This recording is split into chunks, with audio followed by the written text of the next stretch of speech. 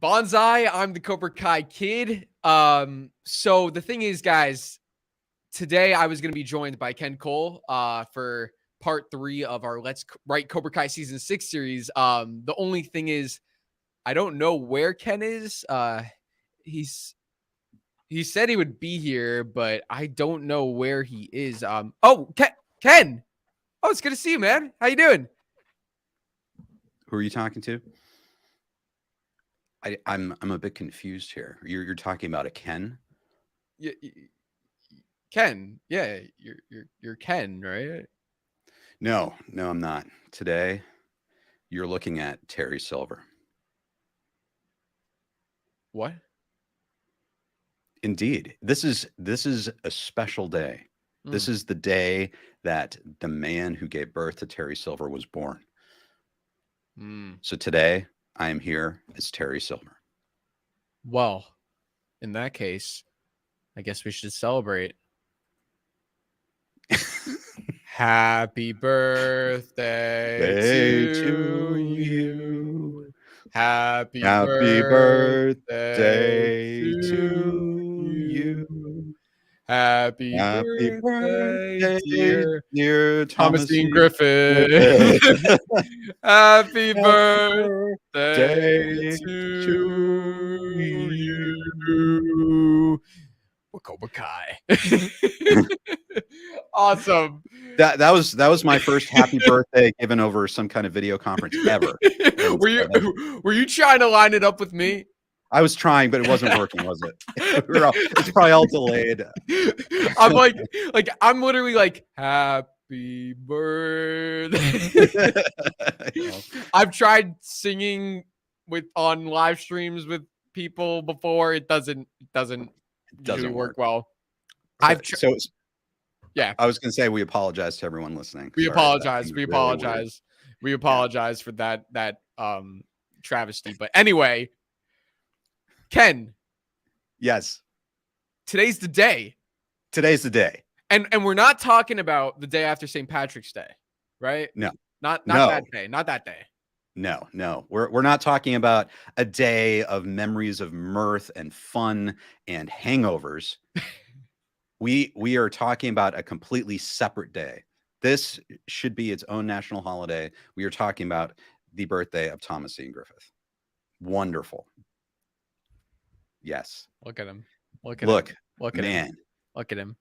Yes. What a smile, right? Yeah.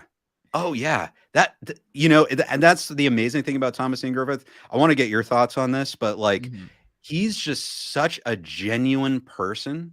And like his smile is just so disarming, but he's such a good actor that once he's in a role like Terry Silver, that smile, man, it can be welcoming or it can be devious. And it's just so incredible. Such great talent, I think. Yes. I don't know. What do you think? Well, speaking of his smile, there's one smile in particular that I find the most terrifying from him, and that is season 4, episode 8, Party Time. When right before he beats the crap out of Stingray, that smile that he gives to him when Stingray says, like, being Cobra Kai, it's all I want. It is like, wow, he's in character. He is ready to beat the crap out of this guy. And like, oh my God, so speaking of smiles, I mean, that's a great smile right there. Yes. Yeah. That's very amazing smile. And that's the other thing. People who may or may not have seen him like in interviews and that type of thing, but you can see right here, it's like you meet him in person and he's so disarming. He's so nice. And he's like the exact opposite of Terry Silver. And so just very, very cool. Very cool guy. Yeah. Yeah. We just wanted to wish our sincerest happy birthdays to Thomas and everyone in the chat. Make sure to wish a very happy birthday to the one, the only Thomasine Griffith. And Ken, we are going to be writing season 6 today. We're going to be continuing our series. Guys, be ready for it. But, I feel like it's important we acknowledge this amazing man. So, Ken, tell me, what is your favorite? Well, you know what? Let's start with the fact that you actually not only have you made videos on Thomas and made videos on Terry, but you got to meet him, you got to shake his hand, and he said, what did he say? I love what you do. Is that what he said? Tell me about that Yeah. experience. Tell everyone about that experience. Oh, it was incredible. It was I got to meet him just briefly at Paley Fest last year, and it was on my birthday, which was kind of Oh cool. yeah. Just the way it kind of shook out. But like they were doing like the red carpet interviews. I was there with Peter Vonosak from Cobra Kai Companion, and Peter pointed me out and said, "Hey, this is Ken Cole." And he was like, "Whoa." And then he came over and he shook my hand. And then, yeah, he's like, you do awesome stuff, man, or something like that. And I was just so like absolutely flattered. I was like, whoa, like he knew who I was. And, he had seen those videos, I guess. And that's a thrill, as someone who makes this stuff, a content creator, I know, as like, and you saw that like with Courtney too, like when you met her this past week, it's like, when you get this idea that they've seen your stuff. It's like, it's strange. You don't expect that. And it was just very humbling.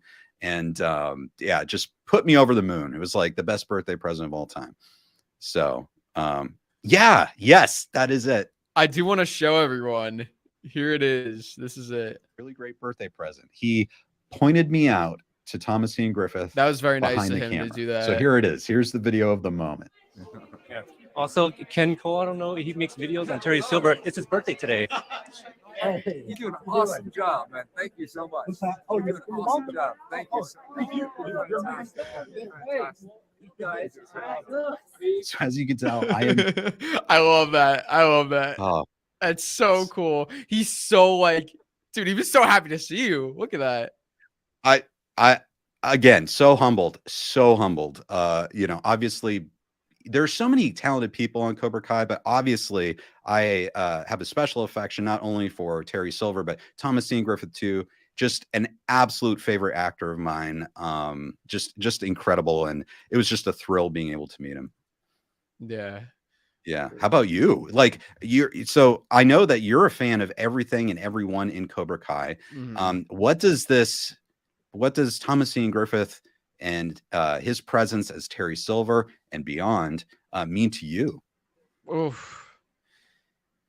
It means a lot to me. I mean, I can't, it is crazy, especially with the two of us being here. You're someone who grew up with Karate Kid 3 and you were a fan of him, like from that movie, and you were awaiting his Cobra Kai return. And I'm someone who watched Cobra Kai and I heard that line, due to the unethical behavior from Mike Barnes and Terry Silver, like, and it's like, I don't know what Terry Silver. I'm like, I don't know what Terry Silver either. Who the heck is this? And I go back and I rewatch these movies and I'm like, that guy is, I was a big Star Wars fan before Cobra Kai. First you have Johnny, who you think is the Darth Vader, but then you realize Kreese is the Darth Vader, or maybe Kreese is the Emperor. And then it's like, you get Karate Kid 3 and it's like, no. Terry Silver's the Emperor. Or if we're going to go even further, he's like the Darth Plagueis. Like, or actually, Kim Sung Young would be the Darth Plagueis, probably, if we were using Star Wars terminology. But, watching Karate Kid 3, I even though I didn't grow up with the Karate Kid movies, I did have probably it was like a 2-3 year period of maybe 3 years of waiting for Thomas Ian Griffith as Terry Silver, only knowing him from Karate Kid 3. I remember just seeing those glimpses of like, the back of his head or whatever. And he was like in no promo stuff. I was actually today when I was searching up pictures of him to post for his birthday, it was weird seeing all these Cobra Kai photos of him, because I remember when you searched up Thomas Ian Griffith on the internet, very limited photos. There was like that one headshot of him. I think you know what I'm talking about, with the short hair. Yes. Just like, yes, that was it. But now he's blown up. I mean, he didn't need to come back to this project. I mean, he was retired from acting. I'm sure, it wasn't like he was doing other stuff. So I don't think this was like I need the money. I need to do it. I think you know, he saw the vision, and I love that they brought him back for it. And I thought they did a great job with it. And I mean, he's incredible. He's incredible. Every season that he's been in, he's the star. It's like, it's kind of like I always say William Zabka, just every season. He's just so good. He's just so good every season. And same with Thomasine Griffith. It's like the two of them, I feel like, but Thomas is just so, look at that smile. Look at that. Like, yeah, so good. So good. Yeah. So, Well said. Well said. He's great. Yeah. So what do you, what about anything else about Thomas or Terry that you particular, like what, why are you wearing this costume right now? Like, what is it about Terry? Right. Well, obviously Thomasine Griffith's birthday, so that makes me think of Terry Silver, kind of like celebration. Also, just, you know, we're writing season 6, and this is a big part of season 6. It's going to have to deal with the fact that Terry Silver is in legal trouble, and is he going to get out?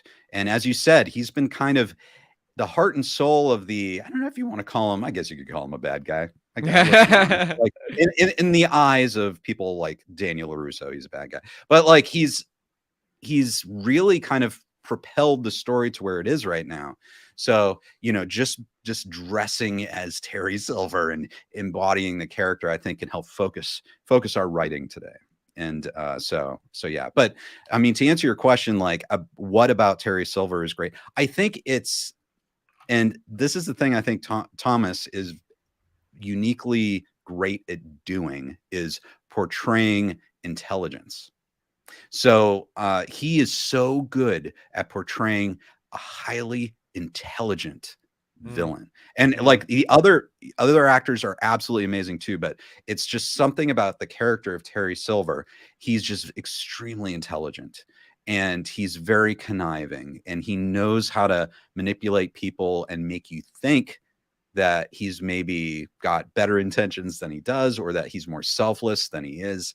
And I think that's my favorite part of watching Thomas play Terry Silver, is just you see that the intelligence is working, and it's something that makes you admire the character, even though he does things that, well, let's be honest, a lot of people might think are evil. Right. So yeah, those are my thoughts on that character. I love that. I love that. The Save Silver mug. Show off that Save Silver mug. Yeah, Terry. Guys, we're gonna have to. I mean, you know, gosh, is it fair? Is it fair that he's, you know, been taken into custody? But I saw some amazing fan art showing Terry Silver in a mugshot. Yeah, that was pretty cool. Evil. Did you see that? Yeah. But the artist said he's not going to be in custody for 5 minutes. He's going to get out. So that's something, guys, we're going to have to figure out as we're writing season 6, like what happens. So yeah, we're going to get into it. I do have to apologize. I'm pretty sure my screen's a little laggy right now. It's a little blurry. So hopefully that, you know, sometimes it goes in and out. So hopefully it comes out, but sorry about that. I don't think there's anything I can do to fix that right now. So we'll just go on with it. Is it all right? You can still kind of see me? I can see you. Okay. Can you see me? Oh, you're perfect. You're perfect. I'm looking at the stream right now. Like, you're crystal clear. I look like I'm like submerged underwater. But they got to work on the internet connection there on your side of the office. Like, yeah. What's going on, guys? Jeez. I know so guys, if you don't know, we're actually in the writer's space right now. Well, I'm in my office. This is my office. It used to be the top place in the building. Like, service was great, but I noticed your connection got better. Did they like kind of like improve your space and take away from mine? Like, where the heck are you even, Ken? Okay, so Drew, we remember last time they kind of moved me down to some basement office down the Sony lot. Oh yeah. Yeah. It's funny. It definitely is. And you know, you have that great office, you know, and everything. So I thought I need to, I don't know if that office works for me today. So I'm on the Sony lot, but I snuck over to the Outlander writer's room. They're working on the last season of Outlander. And man, this place is awesome. Like, I don't know if you can tell, but like there's a foosball like right over there. It's like just a creative environment over here. So just for today, don't tell anyone, guys. We're doing this in the Outlander office. No one's here. They have Saturday off, I guess. So so this is fun, but it's our secret. Oh yeah. Give me 1 sec. Let me just mute my mic. I just got to make a quick phone call, if you don't mind. Let me just mute my mic. Okay. Cool. Absolutely. Okay. I'm gonna mute right now. Okay. Absolutely. Yeah. Okay. So what? Alex, what the heck is Ken doing in the Outlander office? You said that was gonna be my office. Alex, what are you doing? He was supposed to be in the basement. God. Yeah, get it resolved for next time. I don't want him there. I need to be there. Okay. And anyway. Okay. Yeah, bye. Okay, let me unmute my mic. Oh, wait, did I? Oh, hey, Drew. Yeah, the mic wasn't muted. Oh, it was muted. It wasn't muted. Drew, it's okay. You can come over. Like it's fine. I want this to be a communal shared thing. I have no ill will, and you're always welcome everywhere. Thank you, Ken. Thank you, Ken. Yes. I appreciate that. I hope you know I was just kidding. I know, Drew. I know. Yes, it was a joke. You're 100% right. It was a joke. Yes, that was a joke. I wonder what the chat's saying. Oh God, I love how you actually thought I was serious. Yeah, you're like about to start talking, then Drew when he gets mad. Yeah. Okay. Anyway, we got a lot to do here today. We got a lot of business to take care of, right? We do. So yeah, we got to write season 6. We're writing season 6. So Ken, if we have some new people here, I mean, for the returnees, this is part 3, but for the new people, what are we doing here? What's going on? What are we doing? We are writing. We're kind of laying the foundation for writing season 6, and this is something that's really important in order to really talk about what's going to happen in season 6. This is a very character-driven show. We have to be on the same page when it comes to the characters, what they want as of the end of season 5, and what are the obstacles that currently exist for these characters. And once we lay this foundation, and once we're all on the same page, because Drew, it's you, it's me, and it's everyone watching. It's like the thousands of people watching. We have to be on the same page as we write season 6. So that's what we're doing. The past couple sessions, I think, have been amazingly productive. We've talked about, like you have right there, the story resolution ideas, like what story points have to be resolved. And now we're going character by character and talking about the characters and what they want as of the end of season 5, and also what obstacles exist in the show. They may not have any obstacles existing in the show. If they don't have obstacles, we'll have to write some obstacles for them. What do you? That's kind of an overview. What would you say? What would you kind of like add to that? I think you nailed it pretty much how it is. That's what we're doing here. We're writing season 6. There are talks about filming season 6 in May. Which is less than 2 months from now. So we got to get going on this script. We got to get going. I don't understand why they think they could film when we're not even ready. We haven't even wrote the first episode. Oh, by the way, I do want to get your thoughts on this. I feel like, tell me what you think, but is the fact that they're filming so soon, does that mean we're going to do the 10 episodes for maybe 40, 45 minutes? Not like, it's not going to be like that big like difference that we all thought it was going to be, maybe, or that we're hoping, right?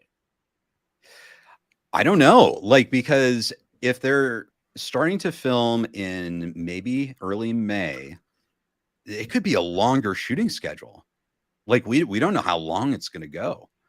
So, I don't think we know. I would anticipate they're not going to really change up the format that much. Like some of the episodes might be a bit longer, but I doubt it'll be like a 45-minute or hour-long shows for every episode.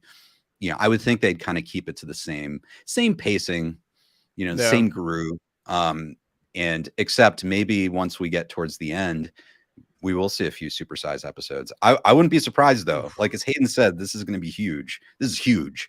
As they all have said, this is going to be a huge season. So who knows?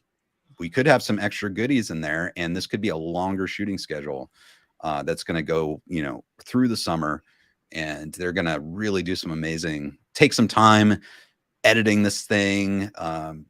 Zach and Leo are going to put some extra sauce. Like they're going to have a chance to really work their magic with the music. And I don't know. I think it's probably going to be epic.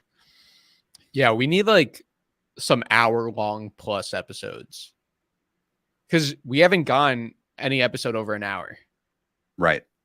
So do you think, so, you know, I know it has yet to be seen what we're going to do. Do you think it's going to be like multiple episodes over an hour in season 6? No. Okay. Yeah, I don't think so. I wish. The finale? Do you think the finale? Yeah. It should be, but I don't think so. I don't think it will be. I don't think we'll have a single episode over an hour. Okay. Maybe 50 minutes, but I don't think any episode will cross an hour. I mean, right. I don't know. I wonder what's going on in there in that writer's room. I don't know. Yeah, we'll have to you're closer. Yeah, you'll have to run down after we do this. You'll have to run down and see what's going on. If they're not there today. Oh, I think they're out for lunch right now. So I think that's why we're here. So are you ready to just jump right into it? Should we get going on this? Let's get going. Let's do it. Okay. I'm ready. So we've covered a lot of the main characters, as you can see here. You know, there is one character that we haven't yet discussed who I think we need to specifically discuss because of today. You know who I'm referring to? Oh man. Dimitri? No, I'm kidding. No, dude, Bert. Oh, of course. Yeah, we gotta do Bert 100%. Although I have a feeling you're talking about someone else, someone bigger, someone who tends to wear ponytails.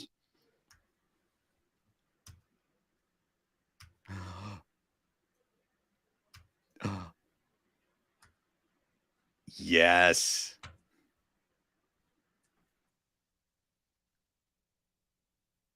Do you remember this? Do you know what I'm talking about?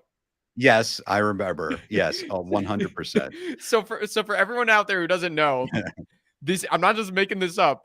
In season 1 of Cobra Kai, when Johnny visits Shannon at her bar, the bartender's name is Terry. That's so funny. There you go. No, but we're gonna do Terry Silver. Hell yeah. Oh man. Okay. Oh, did Google Doc change their? Why does this look different? Right? Doesn't that look different? Let me see. Yeah, they might have changed things up a little bit. Oh, interesting. Yeah, I think they did. Oh, okay. You know what? I vibe with it. Okay. So, everyone, what we are doing here is we are gonna we're going through each character one by one, because before we actually write the season, we need to, you know, analyze each character that is actually going to be in the season, and we need to discuss their want, like what do they want this season, and what will their obstacles be, and that's how we'll be able to create the story. So, Ken, what does Terry Silver want? And everyone in the chat, feel free to collaborate, to join us by commenting your thoughts, and we'll make this an open discussion. Okay. Well, most immediately, I think Terry Silver probably wants to get out of custody. He wants to not be in that situation. He wants to be free. I'm gonna hand the type in to you if that's cool. Yeah, absolutely. Especially for Terry. I know. That's your boy. To be free. That's a great immediate want. That's immediate. What would you say? What's another thing Terry would want? You know what he wants? He wants revenge. He wants his revenge. Of course. Revenge on, let's say, on Daniel, Johnny, and Chosen. I feel like are the primary people who have wronged him, right? Yep.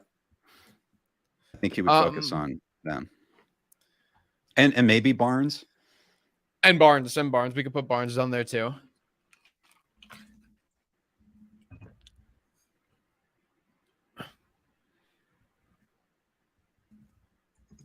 Okay. What else does he want? He's in season 5, of course, he was very focused on the Sekai Taikai. And he was also, well, even bigger than that, he took Cobra Kai away from Creese. You know, he took control of Cobra Kai. So that seems to be important to his legacy. You know, if we believe him, you know, his legacy, because he doesn't have children, was going to be Cobra Kai and this fighting style. And so I don't know. What do you think? Would it be like Cobra Kai, or we wanted Cobra Kai to be like the gold standard of schools or styles in the world? He wants to win the Sekai Taikai. What do you think is like the core of what he wants with that? Well, let me ask you a question. Do you Yes. think, like, I'm genuinely interested, like, going, like, after being arrested, I mean, I'm sure something like that, you know, we're trying to look at it from the perspective of, because Silver in the beginning of season 5, episode 10, has different wants and needs than the Silver who's now being sent to jail. Right. Do you think he wants Cobra Kai back? Or do you think he just wants to spread the teachings of Kim Sung-young? Like, do you think he still, after he gets out of jail, he still wants to get back the property of Cobra Kai with the snake and the cobra, all of that?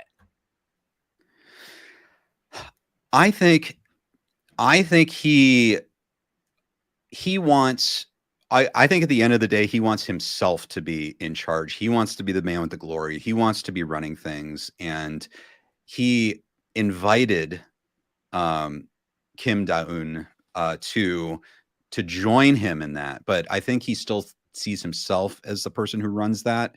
And maybe he connects himself to Kim Sung-young's legacy. But at the end of the day, I think he wants to be the man. And so I think that he wants to be the person who's running the show. He wants to be the star of the world. When Cobra Kai wins the Sekai Taikai, he wants to be the man who's responsible for that. And he wants his name connected with it. That's my sense of the character. He wouldn't want to really give credit to someone else. And he probably brought Kim Da-eun over because he thought, I'm older. She could help me. She could boost me up by, you know, her knowledge and training and expertise would just make me better. But I don't think he'd be comfortable like giving the glory to someone else. Yeah. Okay. I like that. I think you're right on the money. So he wants, can we say Cobra Kai? He wants Cobra Kai. He wants the glory. He wants to win the Sekai Taikai. Yes. And he takes ownership, I think, because it's his idea. It's something that John Kreese didn't want to do. So this is his baby. He wants Cobra Kai to be global and the world standard for martial arts. Yeah. Okay. So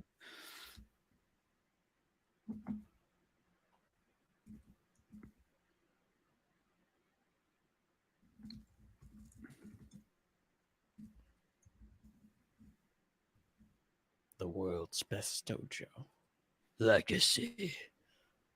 It's my favorite. That's my favorite line from him. yes. And that's another thing. He wants his legacy. Legacy. And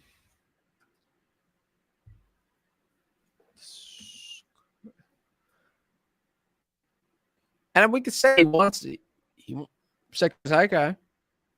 I don't think he's lost sight of that. I mean, going into season 6, we know he's got to get involved in there somehow, you know? Did you say he wants to win the Sekai Kai, or that he wants to be part of it? Oh, he wants to, if he's going to be a part of it, he's going to want to win that. Right. There's no second place for Silver. Gosh, I'm going to have to look up. Hang on. Oh, the spelling? Sekai, like Cobra Kai. Kai, and then TAIKAI.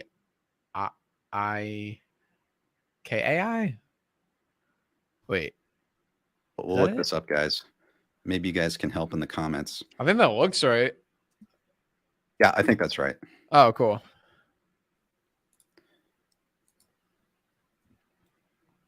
Okay. All right. Anything with he's like personal life. So I mean, like just to give you some ideas, you know, I mean, there was Cheyenne in season 4. I think he's kind of looked past her, but you know, poor Cheyenne. I mean, that great tofu and everything. A lot of conversations about youth, which is something he can't get, but right. He already has money. Right. He wants. Does he care about reputation? Probably goes with legacy, right? Like I'm trying to think. Anything from what I just said give you any ideas for what he would want? I think you're right. Let me go back and put restored reputation.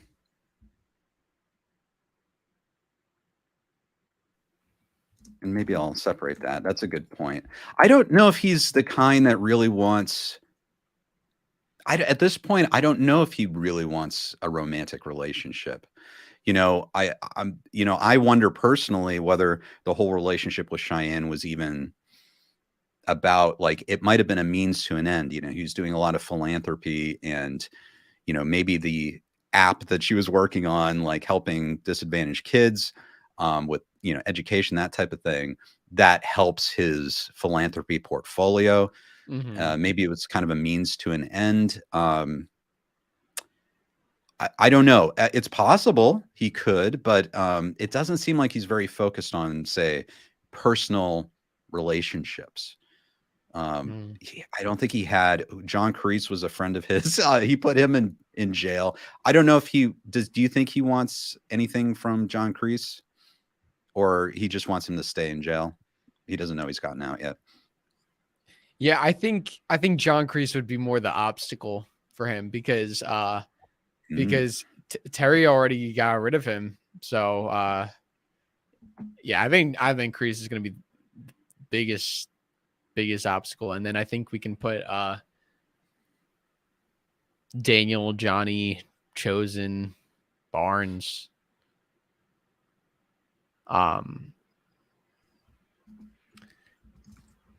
Now it is interesting how, you know, I would say the closest relationship Silver has actually developed with a student was Kenny.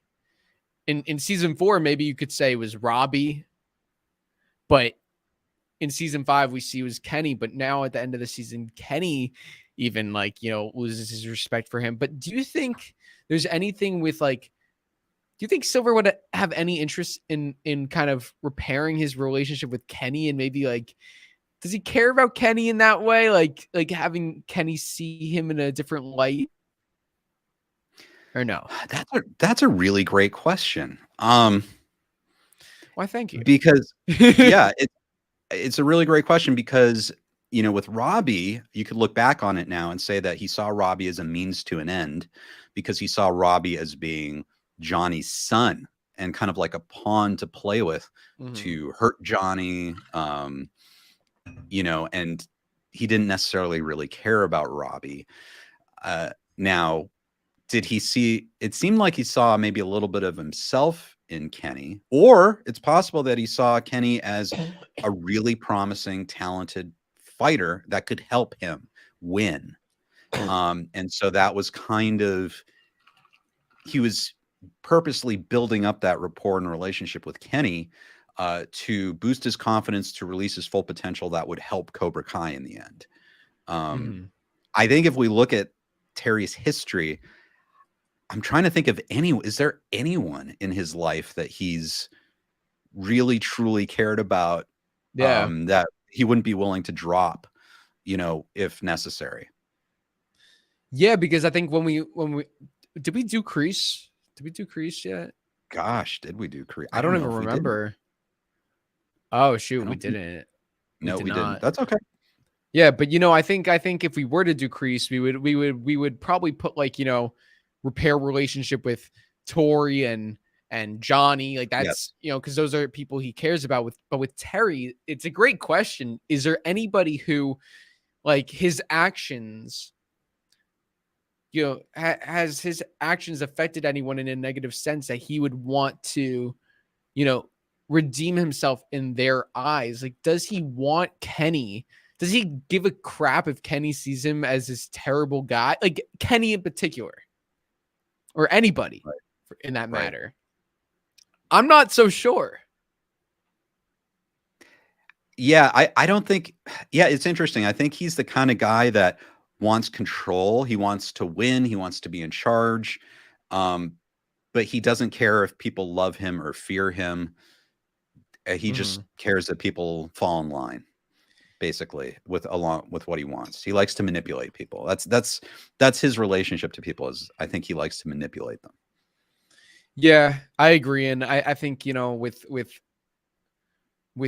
Kenny, you know, I mean, listen, Terry did give him some advice, trying to help him, but like ultimately, you know, it's for his purpose of winning the Sekai tight guy. Meanwhile, someone like Creese, literally, like, Tory was struggling to pay her rent, and Creese got that taken care of for her. So Creese went out of his way, as someone like Silver probably did, you know, he's just like, oh, like you like your brother's off, you know, like your family's off, you know, like you're the man of the house. Like, I don't know. So yeah, probably not. So I think, are we good on wants? Are those his main wants at this point? I think you're right. He's got all the money he needs. Yeah, it seems like this situation is kind of all he could really want for, right? I think that covers his wants. What about obstacles?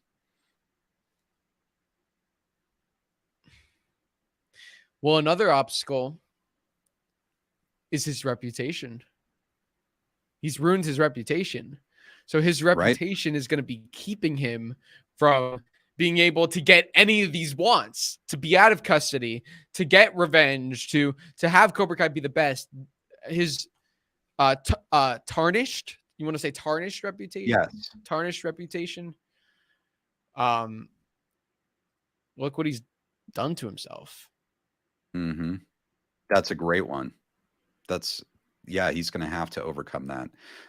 I saw a comment from Jaws say, what do you think about PTSD and trauma?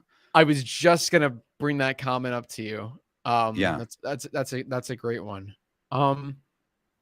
It's a very, very interesting one. What do you think, Ken? Like, has that been an obstacle for him in season 4 and 5? It could possibly be one. What do you think? You know, it's interesting to me because we did see flashbacks. Obviously, he didn't like his, you know, when John Kreese brought up a lot of things. When John Kreese came back into his life in season 4, we saw flashbacks to the war. It looked like he was very much affected by those memories. And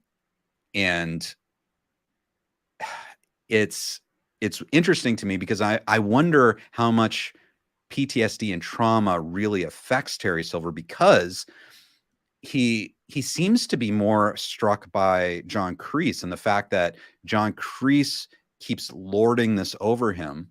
And John Kreese keeps shoving this in his face that he's the captain, that he has to fall in line. And I'm wondering if that's kind of what Terry's difficulty was. It wasn't so much like his war experiences, but it was the fact that John Kreese kind of kept him from resolving all that stuff because he felt inadequate and all that.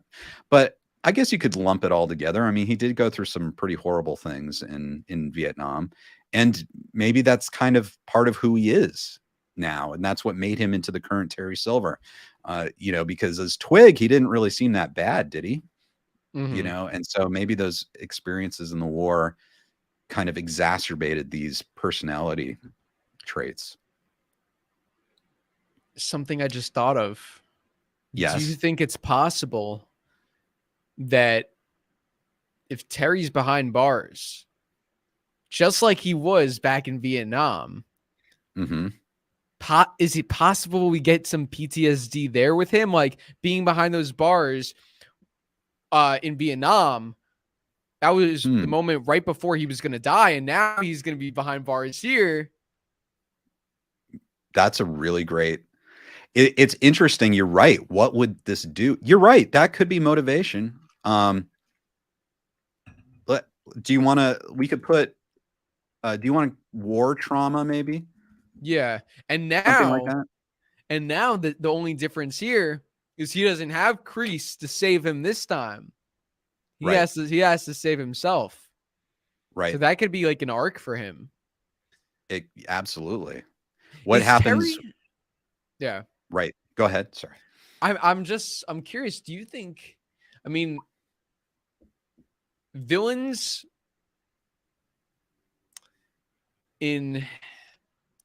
usually the villains who end up losing, sometimes they have arcs, but it's either like the tragedy arc. It's like a good guy who turns bad, and then before he could redeem himself for anything, it's he loses, he dies, he whatever. Is Terry Silver gonna have a satisfying arc this season, or is he just gonna be the bad guy? Is he gonna die? Is he gonna go out like there's nothing, no redemption, no peace in his life, just he's the bad dude, that's it, nothing? Well, that's a really interesting question, because at least for me, you know, there's so many of us who are fans of Terry Silver. And I think, you know, obviously we're not just fans of him because he's like a bad guy, though he is like a great bad guy, but like he has all these great qualities, you know, intelligence. He's, you know, great presence, charm, charisma. He's a great teacher. He's an amazing martial artist. He has like all these great qualities. And I think depending on whether Terry is good or bad, I think that depends on the situation you're in and if he's in a position to help you. If you ran into Terry Silver, apart from all of this, and your goals aligned with his goals, he could be an amazing partner. He could really help you. And so I'm wondering if, you know, and we'll get to this as if we're writing this in season 6, but if there's a point at which his goals might align with some of the people we're sympathetic to, like maybe Daniel, Johnny, you know, or anyone else. If his goals align with theirs, he could be a brief but powerful ally. So I don't know if that would be necessarily a redemption. I don't know if he would change his character, but there could be a point at which we might feel a lot more sympathetic for Terry, and we might root for him a little bit if we like where he's going. Does that make sense? Yeah, I would like if they did something where even if he did lose and he did go out, like he did have like a, damn, that was a beautiful story for him. Like Like he went out Right. went out with a banger. He gave it his all, and we did kind of feel something for him. Like we did kind of root for him in a way where it's not just totally like he's a one-noted villain, which he's never really been in the Cobra Kai series. So it'll be very interesting to see what we come up with. Right. Yes, indeed. This is what's so exciting about all this. What about, I guess for obstacles, we could also put like legal trouble. Yes. Legal trouble. Obstacles.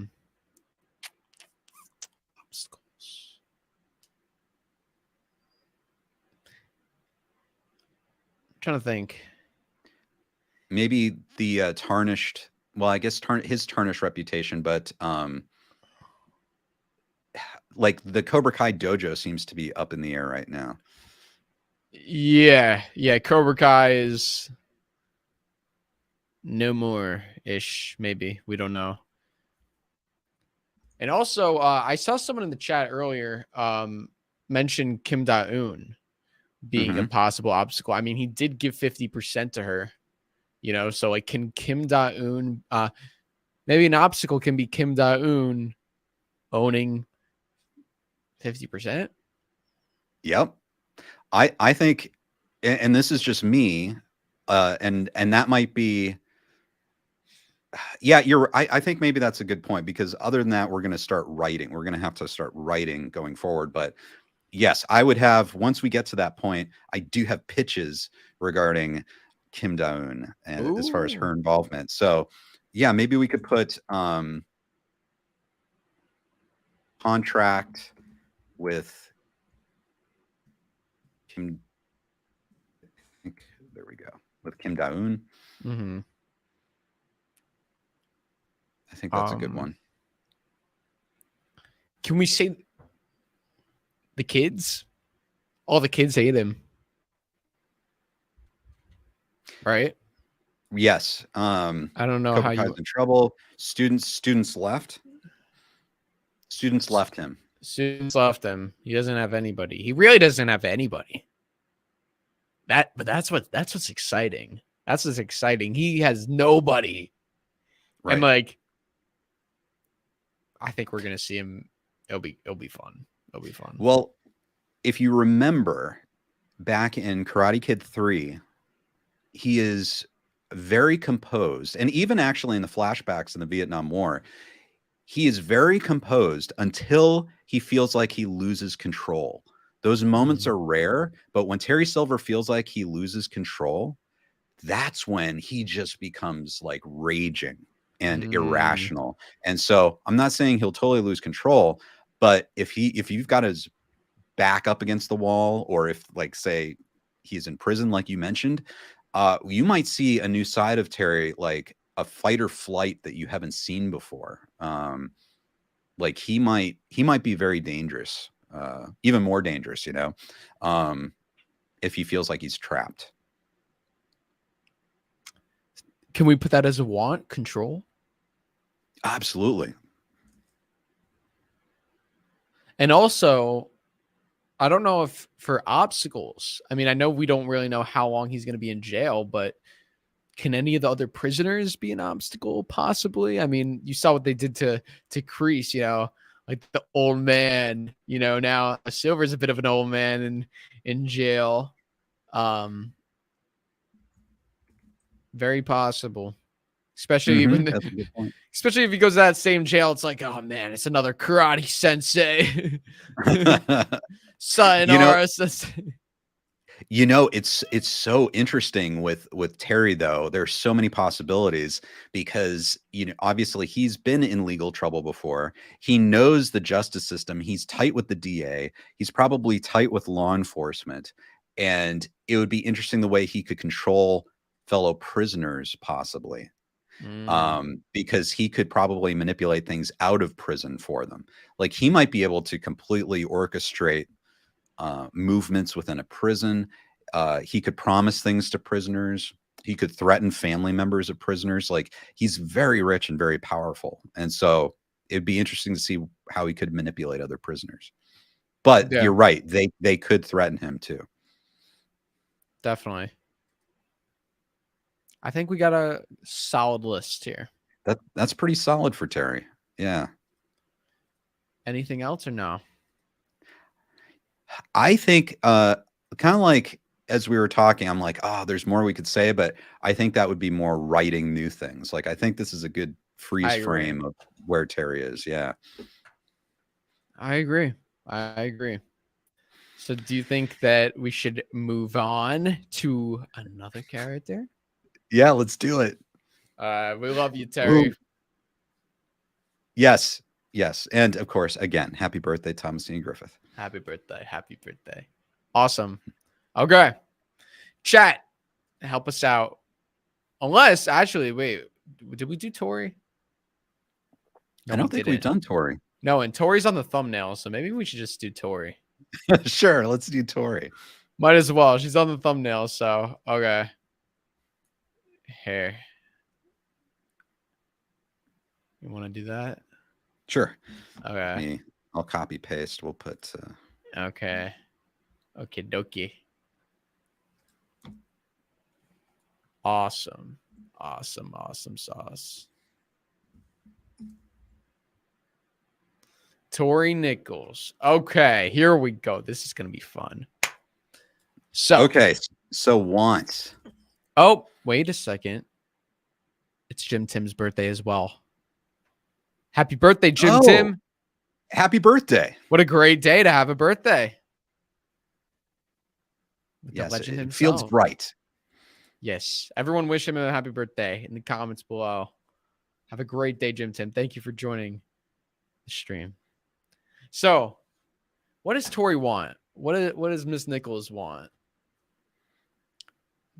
Oh, There's a well, lot. yeah, she does. At the very end of season 5, she wanted a kiss from Robbie. So I guess you could say she wants Robbie. She wants Robbie. It's a great one. She wants Robbie. She wants her mother to be healed. Her mother to get better. Because her mother is very, very sick. Not in a good place. I think she wants her brother. Wants her brother in her custody. Not taken by Auntie Candace, who I think you could put Auntie Candace as an obstacle.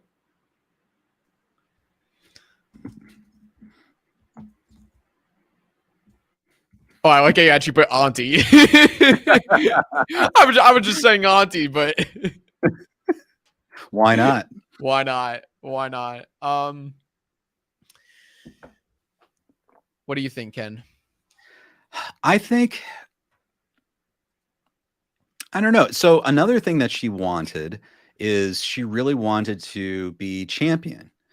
And she found out that it was a lie, or that Terry Silver paid off the ref and she really didn't earn it. And that was a big problem for her, and she wanted revenge. Do you think she wants to prove herself still? I think so. I think she wants to prove that she can win, and prove that she doesn't need cheating to win. Kenny cheated for her, at the water park. Silver cheated for her at the tournament. Everyone's cheating for her. And it's like, I mean, that must make her feel like she's worthless, because it's like, I mean, she's so skilled. She's so talented. It's like, but no one trusts her. No one trusts her to win on her own. Prove that she can legit win. Some people in the chat I saw were saying money. And I agree. Like financial stability, I think was a good word. Someone said it's a great way of describing it. Do you think she wants to? Oh, go ahead. Oh, I was just gonna bring up this comment from Max, who is asking, Drew and Ken, can we write what we think will happen to them instead of doing the wants and obstacles? Just I think, Ken, you could let me know if I'm explaining this right. I know we kind of talked about this on the other streams, but basically we are going to be talking about like what's going to happen to these characters. Right now we're not actually writing the like there's still plot points that we're going to create for these characters, but in order to create those, we need to figure out where the characters are at the end of the season so we can logically come up with where they're going. Does that make sense? Did I explain that right? Yeah, that makes perfect sense. True. Yeah, 100% agree.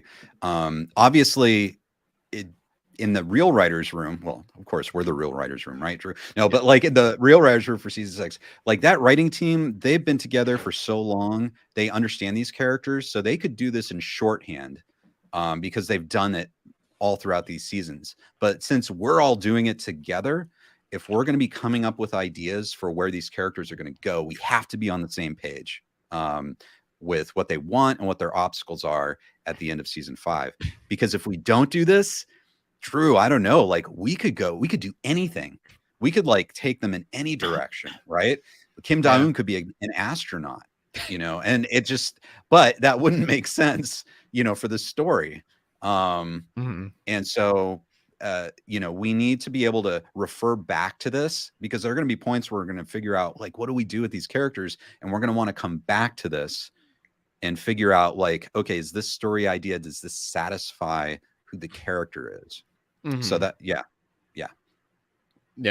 100%. And we're going to get to the writing part soon. More brainstorming of what we think will actually happen. And when we do, that'll be fun, but trust me, this will be worth it. So let's see what other, does she want anything from Creese? Does she want an explanation? Does she not care anymore? Leave me out of it. What does she want from Creese? Anything? It seemed like she almost said something to that effect where, when she was talking to Sam, that was kind of like, I think she looked at that Creese thing as kind of a betrayal, and like all kinds of lies. It's possible she would want some resolution there, but I think she's almost kind of dropped him anyway. But I think if she saw him again, she'd confront him. But I don't know. That's kind of one of those things where I don't know if she like wants anything from him or is expecting to want or anything from him going forward. But if she ran into him again, she'd probably be upset. I don't know. What do you think? Do you think that if she learns that Creese is out, she's going to want to try to track him down, or do you think she wants anything from him?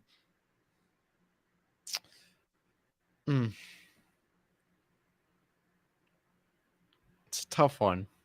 I don't know. Honestly, I'm a little torn. Like if she finds out he's out of jail, does she really want to go see him, or is it just like, I feel like she wouldn't go out of her way to find him. I feel like he would find her. I feel like it's just not. I don't know. I'm not sure. Maybe we hold off on that. But what do you think? Yeah. Let's hold off. If she's kind of through with him at the end of season 5, we'll kind of we'll let that go. What about the other two people? So what about Miguel and what about Sam? Does she want anything from them?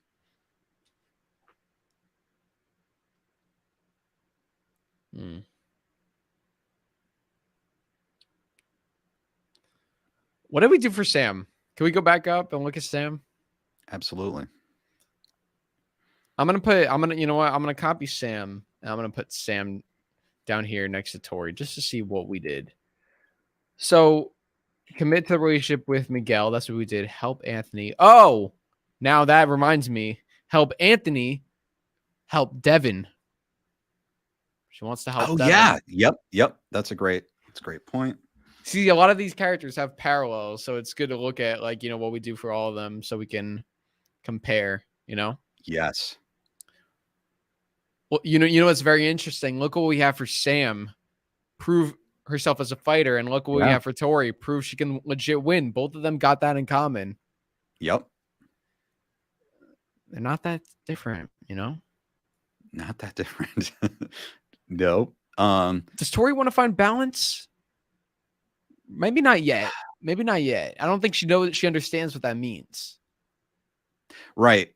Like, I think you're right. I think for her, balance would be the financial stability, having her family back and functioning. You're right. Whereas, you know, Sam has like the money situation for now. She has the family in decent shape. And so probably, so she's worried about her personal demons, you know, so probably, you know, as they say, first world problems. And, but Tori's like more, it's more kind of like a survival desperate thing. You know, she wants to help her mother survive. She wants her brother to be back. She wants her family to go on. So it's much more of a primal thing, I think, with Tory. Definitely. Okay. And for obstacles, we have some of Sam's obstacles here. We put unresolved issues with Tory, so I guess for Tory we could put unresolved issues with Sam. Yeah, because they're not like necessarily 100% reconciled. No, so that can definitely be an obstacle. Oh, and unresolved issues with Miguel. So we could put, yeah. And her obstacle, can Cobra Kai be an obstacle for her? Yeah, big time. Cool. In whatever form it's in. Whatever probably form, yeah. I would also say her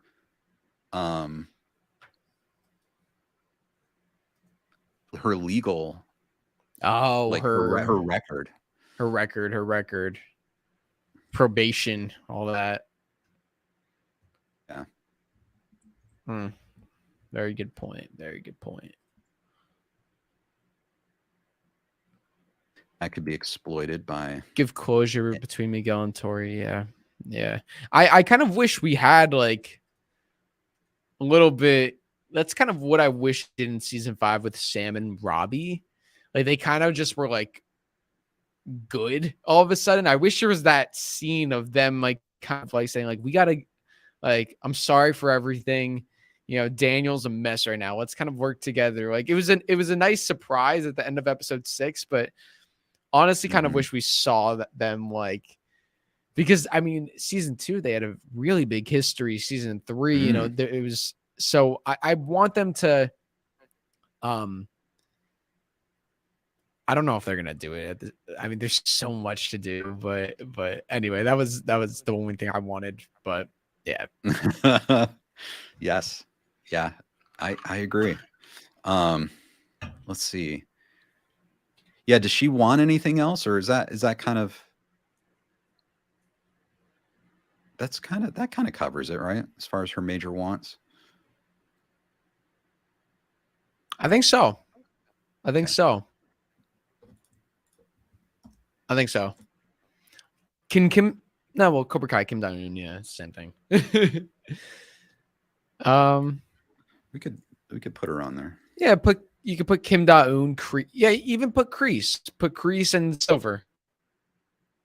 Creese and Terry Silver all are obstacles for her getting, like, I mean, like, they're only causing trouble for her, you know, so. All right, cool. That was good. Nice. That's good. Yes. Okay, who's remain? Oh, I know we've got some big characters. I know we've got more characters. We got some more characters, but we're almost done with the main ones. What about Mike? Mike Barnes? Yeah, Mikey boy. Yeah, we could do that. Let's do Mike Barnes. You guys want to do Mike? my furniture shop, Daniel. you ruined my life, Daniel. I don't give a shit what he fights for. Oh, someone said Creese. I forgot we still didn't do Creese. Okay, we'll do Creese and Mike. Okay. All right. Which one do you want to do first? Chat, who should we do first? Creese or Mike? Honestly, I'm cool. I think we'll get both of them done today. Heck yeah. First comment I see we're gonna do.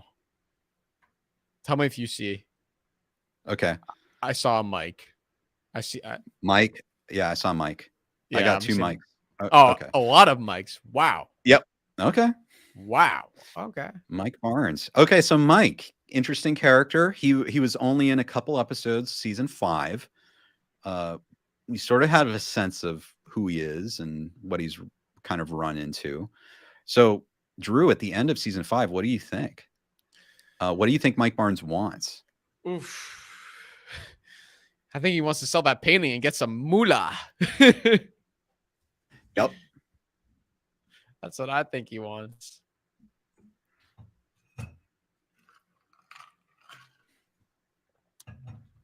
What do you think he wants? What does Mikey boy want? He I don't know. It's probably it seems like they implied he was having marital trouble with his wife. They didn't say exactly what, but probably you could say maybe he wants his business back. He wants his business back. And I would say another separate thing is, yeah, to repair his relationship with his wife. I'm sure his wife is pissed. What are you talking about, ponytail man burned down our furniture store? I don't know why I'm talking like a grandma.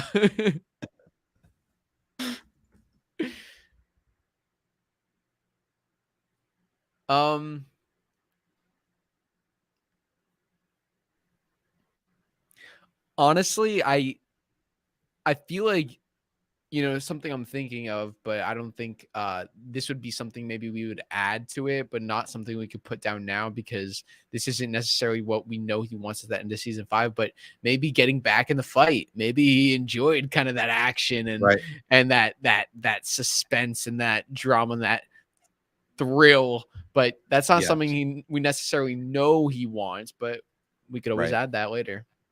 Right. Yeah, because you're right. At the end of season 5, I think as far as these characters are concerned, the fight's over.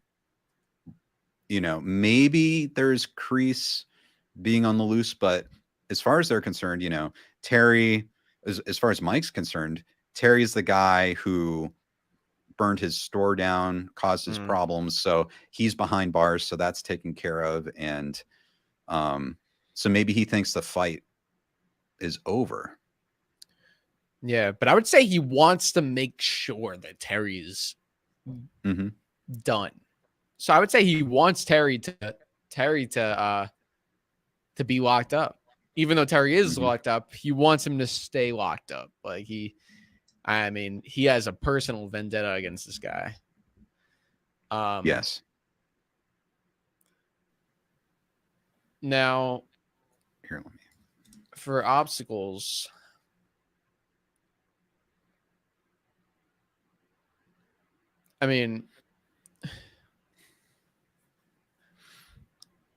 his whole furniture store got burnt down. Like, Right. Right. Furniture store, like rebuilding business. Rebuilding business is, it's a whole process. Who knows how much money was in there, kind of. Yep. And then, yeah, you're right. Rebuilding business. Getting money from a stolen painting. Like, how does he do that?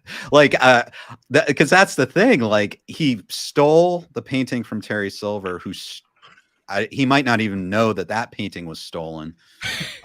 So it's been stolen twice. So how do you go and trade that in and get money for that? Can he go back to the museum and say, I found the painting, give me money? Or, is that going to just be like, hey, we're going to have the cops check you out? Or does he try to sell it on the black market? Maybe we'll How get does like he a get whole money? episode like devoted to that. Right. The Rembrandt episode. Right. And I don't know, maybe some people are art experts in the chat that can kind of tell us, like, but it seems like to me that's an obstacle. How do you get money from that painting? Yeah, like he doesn't own it. Like that's a major painting. I don't know. Yeah. I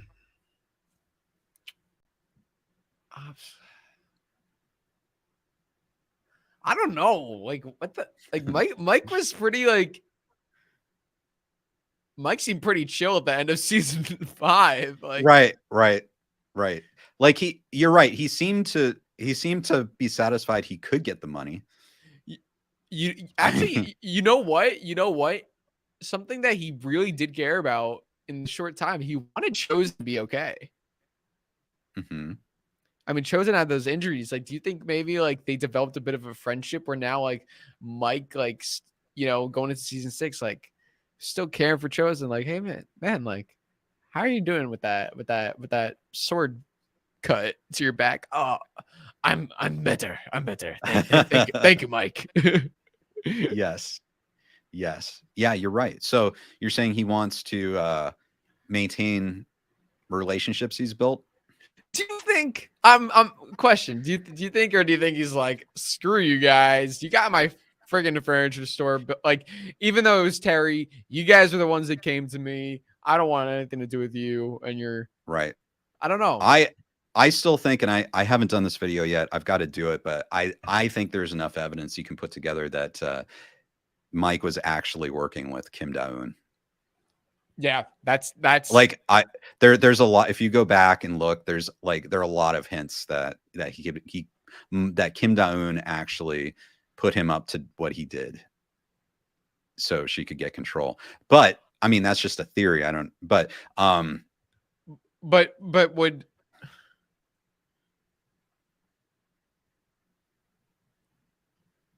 But why? Well, again, he was in a very bad position financially. And so she, if you look at as the episodes went on in season 5, was increasingly dissatisfied with Terry Silver and his plan and how he was executing the plan to restore her grandfather's legacy. And she could have a lot to offer someone like Mike Barnes if he were to cause problems for Terry Silver. So she looks like she's very much aware that something's going to happen to Terry Silver. And Mike is the one who is very insistent instantly. Right after accusing Daniel, he is instantly the one who comes up with the idea of attacking Terry Silver in his home, which is kind of a stupid thing to do. But Mike is the one pushing that. And she's the one who's watching. She's got her iPad there, watching the gate, watching the front gate, almost like she's anticipating something's going to happen. So that could be something where if she managed to track him down, she could have promised Mike an ownership stake in Cobra Kai, money, revenge, against Terry Silver, all that kind of stuff. And then she would benefit from basically having Terry Silver out of the picture, who's basically screwing it up, according to her. And she has full control over Cobra Kai and her grandfather's legacy. Which she probably thought that Terry Silver wasn't doing a great job. That's kind of the overview. Wow. Of but I still have to put all the pieces together. But I think you can see, at least on her end, that she's pretty dissatisfied. And you'll notice Mike Barnes was not part of that fight. He got knocked out early and then was there at the very end. And it was really Johnny and Chosen doing most of the damage. And so I'm wondering, it's a little odd to me, that whole thing. But that's just a theory. Very interesting. I'm like processing it all. It's like there's a lot to like. That'd be fun. That'd be fun. It'd be a fun video. Like I would say, like if you're skeptical, wait till I put the video together and all the ingredients, and I think you can see that. But so that's an idea that could be something, and she could have promised him an equity stake in Cobra Kai, plus he would be able to get revenge on Terry Silver. You know what I mean? At the same time. But it makes no sense that Mike would just so instantly want to go attack Terry Silver in his home. And I don't think it makes sense that she would be watching the front gate to the property on security cam unless she knew something was going to happen. There was no indication that anyone was going to break into that house. None. Wow. So yeah, anyway. So again, that's a little slight digression there. But so I don't know where Mike Barnes' allegiance lies. That could be totally wrong, by the way. That could be what that's just an idea. And so we can't really say that, a want or obstacle, but maybe Mike Barnes, we haven't seen enough of him where we don't know quite where his allegiances lie. We don't know if he's going to continue to be friends with Daniel, Johnny, and Chosen, or what if someone like Kim Da-eun comes along, or Creese comes along and offers him something. Would he turn his back on Daniel, Johnny, and Chosen for money? Because he's worked for money in the past. He cares a lot about money. Would he do it to save his marriage? Would he do it to save his business? Like how devoted is he to other people? Oof. We got a lot of good stuff there. You just put a lot of good juicy story for season 6 that we could definitely work with. Right. So basically, I guess, like, I don't know, what do you think? Do we know anything else about what he would want?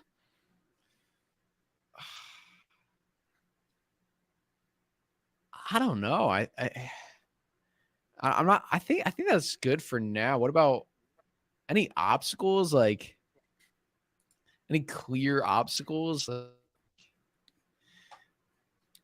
Any characters or any characters obstacles? Is Terry could be an obstacle once he gets out of jail. Yeah, Terry would be. He would partially want revenge on Mike Barnes, I think. Yeah, let's put Terry Silver. Or Terry could, even if he stays behind bars, Terry could manipulate people on the outside to get revenge. I don't know. That's all I got. Yeah, I think that's it. And that makes sense, right? Like he was really only in a couple episodes. We don't know that much about. That's why I can make up crazy theories about him and Kim Da-eun. Legal trouble. Yeah. Right. Exactly. That's right. Legal peril from break-in. Yeah. Some people are saying the law. Very, very, yeah. 100%. Right. And that's something we have to keep in mind with all these characters. It seemed like a happy ending, but yeah, Johnny, Chosen, and Mike Barnes broke into Terry Silver's house. We know that there's going to be video footage of all of that because Terry does that. He likes to put up cameras, and yeah, that those are probably going to be serious, especially if Terry is tight with the DA. That could be a big problem for them. Yeah, I feel like it would be a little too unrealistic for Terry Silver to be the only one who got arrested at the end of all of that. Like only Terry Silver. Yeah. I mean, Kim Da-eun literally assaulted minors. Yeah. She should be going to jail. Right. She assaulted minors. Yep. She should be going to jail. So I know. Oh my gosh. It's so tempting to like just want to jump in and come up with like some ideas of what's going to be happening. But the thing is, I totally agree with you, Drew. Totally agree. Like there are lots of legal problems. And how is this going to be sorted out? And then also the Sekai Taikai, they accepted both these dojos into the tournament.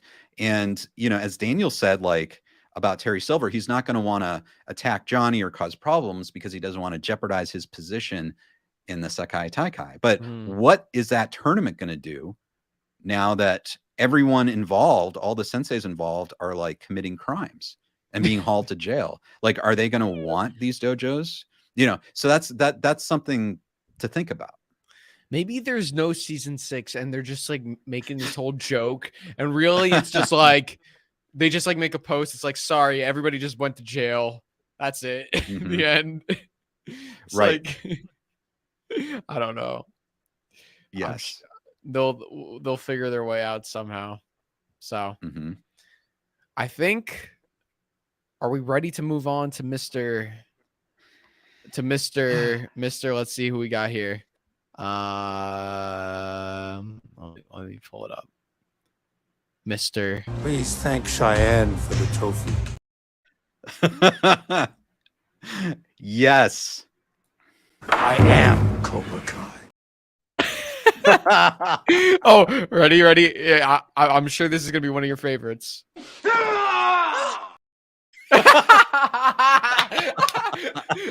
Ready? Yeah. That is such an amazing Creese moment. It's so amazing. I love the video that you put together of the laughing.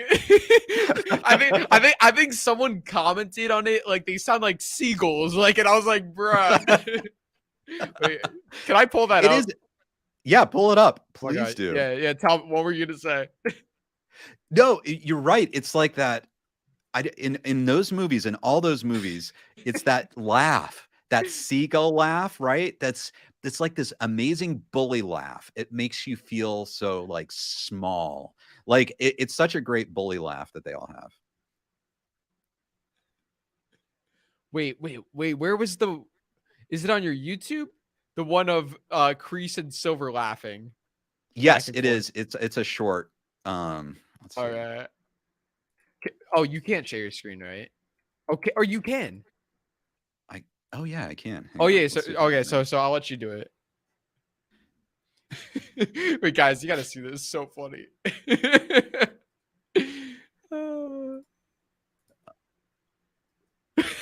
Let's see.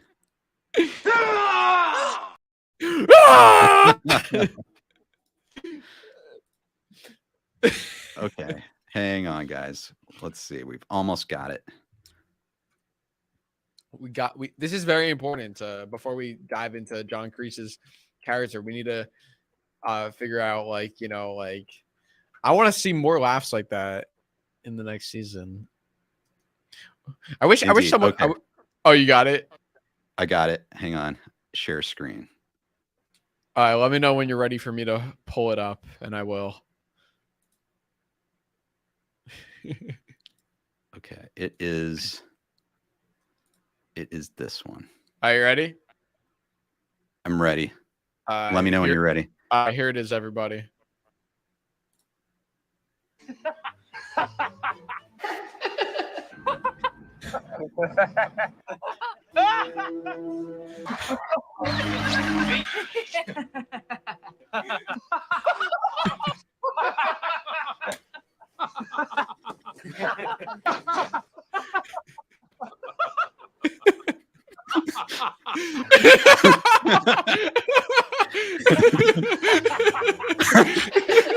Anyway, that's just keeps going. It's an endless loop. I love that. No, but it's when you get to Creese and Silver, like the two of them, like they both just sound like seagulls. Like, oh god, that's too funny. You know, Drew, that makes me want to see that again. I don't know if that's possible. We're probably beyond it, but man, the idea of Creese and Terry Silver laughing together again. It's such great memories. So good. I know. I kind of wish we saw them be like buddy. You know, never really got that. But anyway, there's so much story. The series has so much story to tell, and you could probably take some of these seasons and split them up into 2 seasons each. But you know, it's just then the show would be 20 seasons long, which, you know, we don't have a problem with. But we're cool with that. Yeah, definitely. I did see I think there were a couple super chats. I don't know if you can. Oh, you know what? I should have starred them. I saw someone do that once. You could like star the comments so that way you can Oh like yeah, you don't that's lose right. I sight love of that. Yeah. There was Call of the Cobra sent in a super chat with no message. Thank you. And then, oh yeah, you know, we got to start starring them from now on. Jennifer S Yes. says, keep up the good work, guys. Thank you, Jennifer. Thank you, Jennifer. Really appreciate that. And oh crap, there was someone, I think it was on your channel actually, that sent it in the beginning. I don't know if you can okay. like look back on that. Oh wait, no. Okay, it was like at the very beginning. So if you want to look back, I don't know if you want to give them a bit of a here, and we got another one from Ruben. Hey guys, love what you're doing here. Just wondering, what will you do? Will you do episode titles as well? I think that could be fun. Oh yeah, for sure. Oh yeah, that'd be fun. Yeah, definitely. We'll definitely do episode titles. Thank you, Ruben. Okay, there's Clifford. This was way back at like we got a bunch. Yeah, 9:13 a.m. Thank you, Clifford. Happy birthday, Sensei Silver, Ken and Cobra Kai Kid. I ask, who do you think truly has the right to say I am Cobra Kai? You know, that's a good point. You gotta give props to Creese. Yes, he's the guy who ran that dojo. Yeah, you know, Terry really took a step back. So yeah, and Creese. I mean, like, I feel like Terry just kind of takes the easy way out. You know, like Creese really not a lot of money, not a lot of resources, just hard work, dedication. Doesn't cheat his way through life. No. And then, I see Kim at 9:12 a.m. had a super chat. Thank you, Kim. That was the one. Cool. Okay. So now we know to star them. Okay. Can you star comments on yours or no? I cannot. Okay, so I could do that. So I'll just do that from now on. Because then that way you can like pull them up right then, and like you could pull them up, and because then like you don't have this, sometimes the comments like go up too fast and you miss them. Yeah. Yes. Okay. Got it. Yeah. Got it. Yeah, guys, we are doing something new today. This is broadcast from Drew's Cobra Kai Kid channel. Oh yeah, we forgot to acknowledge that. Right. You can, some of you might be watching on either my Twitter or my YouTube. So we've combined, they let you like combine them now. So thank you for watching wherever you are.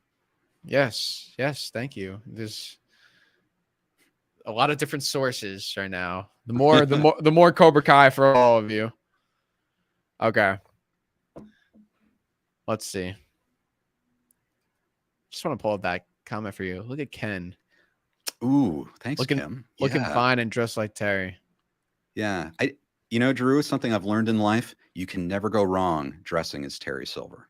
Look at that outfit. It's just, yeah, look at this. See, it's like he has such a great sense of style, such a great sense of confidence, that if you ever are wondering what you should wear, just look at one of Terry Silver's outfits and you're fine. I say this in the writer's room at the Outlander TV series here on the Sony lot. They let me in. The security card let me in, I think, because of my just intimidation factor, confidence of dressing like Terry Silver. Yeah, we need to get a petition to get me out of this stupid room with terrible service. I see the service is already freaking whack right now. I'm blurring out. Get me Drew, back in the yeah. We're gonna work on that for next time. We're gonna fix your situation. We need to fix this because it's ridiculous. But anyway, I feel like it's better if I'm in the smaller screen here. It's less attention to it. So you look good, man. You look good. Thank you, Ken. Appreciate you. Yes. Okay. John Creese will also look good once we put his wants and obstacles together. So what does John Creese want? Go. Ideas. He's dangerous, man. He he wants Cobra Kai. Right? He is Cobra Kai. Let's see. Let's see what this line says. I am Cobra Kai. Right. Hmm. He is Cobra Kai. He doesn't So- want Cobra Kai. He is Cobra Kai. He is Cobra Kai, but he wants Cobra Kai back. He wants to control Cobra Kai. Hmm. Like, I think he will go to his grave trying to get control back for Cobra Kai. 100%. I don't know how would you put it? Because obviously, and everyone who doesn't know, Drew, the Cobra Kai kid here, is a Creese aficionado. He is not only a fan of Creese, he has written for the character of Creese.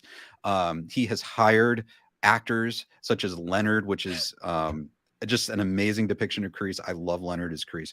And obviously has personally interacted with and interviewed Martin Kove himself as John Kreese. So, Drew, you are a Creese expert. So, well, expert. That's a very that's I don't know if I would say expert, but maybe a bit of a know-it-all. No, don't be modest, Drew. You on the entire internet, I think you are probably the biggest devotee fan and just knowledge base of John Kreese. I appreciate that. You know, I do love John Kreese and I love Martin Kove. I love Martin Kove so much. I got a Cobra Kai Build-A-Bear and I named him Martin. I named him Martin after Martin Kove. I absolutely adore Martin Kove. I think John Kreese is one of the best characters on the show. If maybe even the best character. He's just so like something about him. I love Martin. I love Martin's stories about him, about Creese. There's just so much good stuff. So I want, you know, Ken, I hate to break your heart. This might break your heart. I'm sorry. In advance. Okay, it's fine. I can take it. I know we want to see Silver with that that arc, and we'll be disappointed if Silver doesn't get that good arc. But the person I really want to see with that arc more than anything is Creese. I think Creese needs redemption. Silver, honestly, I love Silver, but if he doesn't get redeemed, it's fine. Whatever. I don't need that. I don't need it. I need Mr. John Kreese to get redemption. I need his story to be, at the end of season 1, episode 10, this guy comes in and says the real story has only just begun. Why are you bringing him back? Why are you bringing this guy back? You've brought him back for 6 seasons of this show. For all 6 seasons. Why? Did you just bring him back just to make him get arrested again? Did you bring him back just to make him the bad guy so Johnny hates him and nothing's changed? I need there to be a reason why he came back. I need some redemption. I need everybody out there who's been saying John Kreese is a bad guy. I need them to be like, wow, this man's a hero. That's what I need. So that's what I want. So you know what we're going to do? What is what does Cobra Kai Kid want? I want John Kreese to get a good ass story, man. I want John Kreese to get a good ass story. That's what I want. And the obstacles are John, Josh, and Hayden. Oh no. I'm kidding. Oh my god. That's I hear you, Drew. And the thing is, I can sense how much you want that. I can sense that. I will say, in all fairness to John, Josh, and Hayden, I think they would want the same thing you do. 100%. 100%. And I think, we're going to be looking forward to what they come up with and their entire writing team. But that's the great news, Drew, is you are on this writing team. Oh, yeah. Oh, if there's any character, I'm gonna have owner. Like I know you're gonna have a lot of ownership over Silver when we're writing. I'm gonna have a lot of ownership over Creese. Creese needs to. I won't let anybody treat my boy Creese dirty. Don't treat him dirty like that. Well, they gave a really great backstory for John Kreese. Like he comes from a very honorable background, and I personally, I almost think that for someone who's just very duty bound, honor bound, someone who was in love before the war and had to go through all those things in the Vietnam War, I tend to think that Creese is dealing with PTSD much more strongly than Terry Silver. You know, because look at everything Creese has done. He still has that sense of honor, but he's trapped. Like he's very much still trapped in that war mentality. And I have to believe it has to do with the PTSD, right? Yeah. So he's kind of a victim. Like it's almost like his country put him in that position. And he's had to deal with the consequences. And he at the end of the day, he wants what's right. It's just he has a very skewed viewpoint on that because of his trauma during the war. That my take, at least. Yeah. Well, I think one of the best lines in season 5 from Creese is, Johnny. I think it was young Johnny who said like you wanted like your students to be like you, and this gave a lot of insight into his character. Creese is like, no, I wanted them to be better than me. I'm like, give whoever wrote that line, give that man a raise. Like, what a great line. I wanted them to be better than me. It's like just when you think you couldn't get any more insight into his character, it's like he only wanted that just makes you really sympathize with him. He didn't want everyone to be like him because he knew he had his baggage. He knew he wasn't that great of a dude. Like he wanted people to be better than him. Right. What a great line. It is. So that's probably what he wants. He wants his students to succeed. He wants, right now he doesn't have any students, but we could say, but he would want them back though. And that kind of gets to like Cobra Kai, right? Like he wants Cobra Kai. He wants Cobra Kai for himself, right? Yeah, 100%. Or maybe, he'll give things another go with Terry. Maybe he'll say, listen, I know you framed me, sent me to jail, but maybe we can call it truce. Right.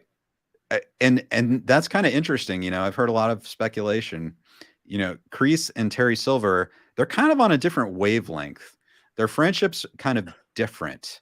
And I'm wondering if there is a point at which they could reconcile, even if they have to fight it out or something. I don't know. But I could see them doing that because it's unexpected. And, their Cobra Kai is always trying to be unexpected. And Creese has a line, the enemy of my enemy is my friend. Right. Terry and Creese might not want to work together, but maybe like there's something that they got to do. Maybe it's the only way to win the Sekai Taikai and expand Cobra Kai. Who knows? Right. Let me go back here. Should we just say, I'm wondering if we should put control over Cobra Kai. Yes, sir. Because I think he'd be perfectly happy to have other people involved as long as he has control. Okay, so he's doing it his way, right? He got out of jail. What does he want? Like, does he want anything else? Like he broke out of prison. You know what he wants? I think he wants to sit down and just have some Jello. I think that's what he Jello? wants. Jello. I'm kidding. Okay. Hey, maybe. Lots of Jello. I think he wants to, despite how tough Johnny's been on him, I still think he wants to reconcile with Johnny. I still think he wants that.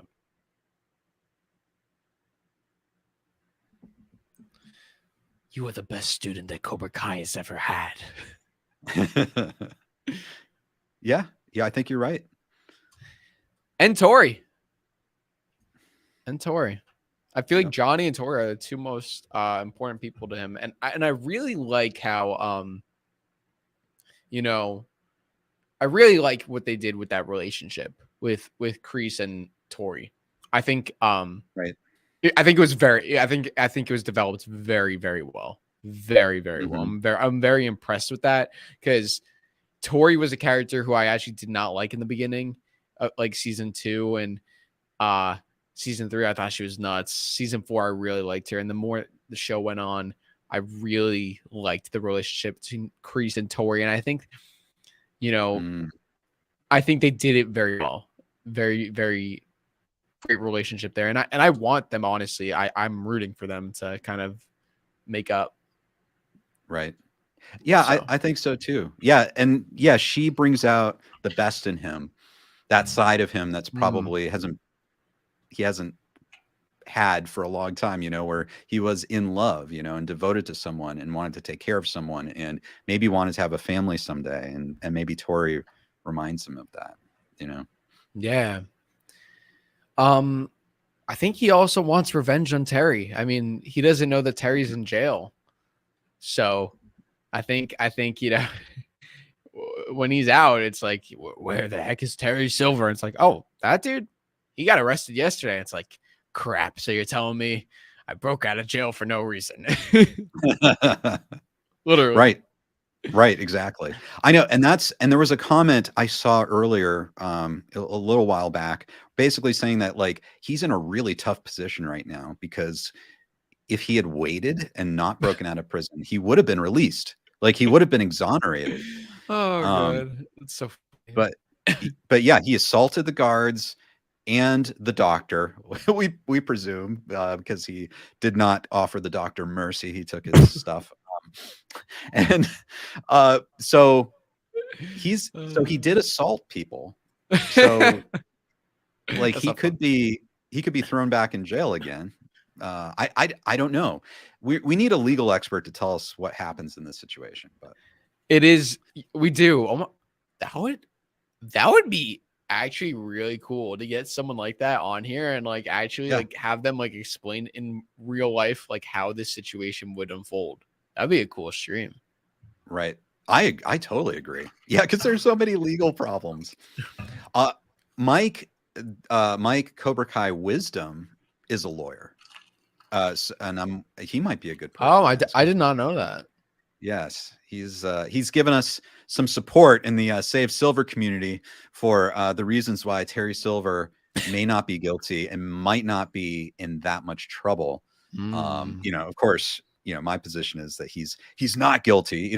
He's done very minimally wrong legally, and that everyone else actually has done a lot more. So he might be a good person to ask. Yeah, we could definitely have him on and break that down with him, the legal side of it. Yes. So is that an obstacle? The legal? Yeah. Oh yeah. His legal problems, his legal issues, as Terry would say. What else does John Kreese want?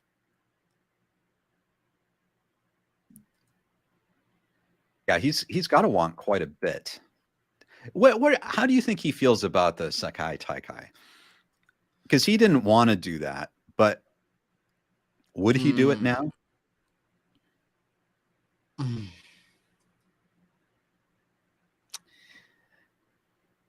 I don't think we can put that in now. And I want to get your thoughts on this, but my reasoning is I think we're going to need a scene in season 6 that if he does do it, that ultimately convinces him to do it. Because I don't think he's getting out of jail and like, okay, Kim, let's join the Sekai Taikai. Like, right. So that's going to have to be a want as we write the story, but not necessarily after season 5. I feel like his goals are very clear cut. And I saw someone say that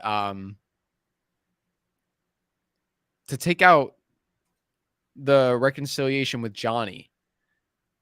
I gotta be honest, Max. I disagree.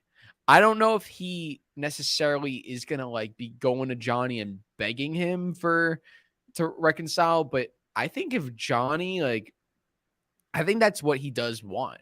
Doesn't necessarily mean he's gonna go after it with all his might, but I feel like if Johnny were to say, "Hey, Creese, like, can we be good?" Creese would be like, "Yeah, we're good."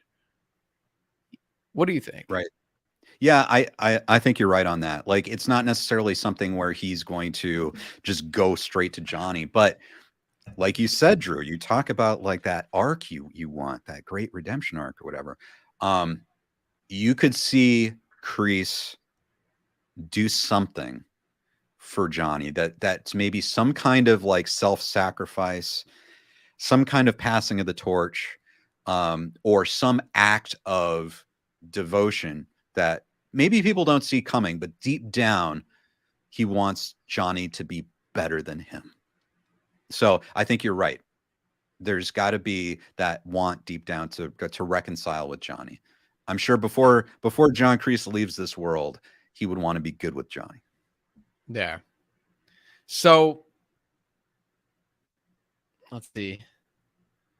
His obstacles are possibly Johnny's hatred to him. We could say Yep. then. Johnny's resentment.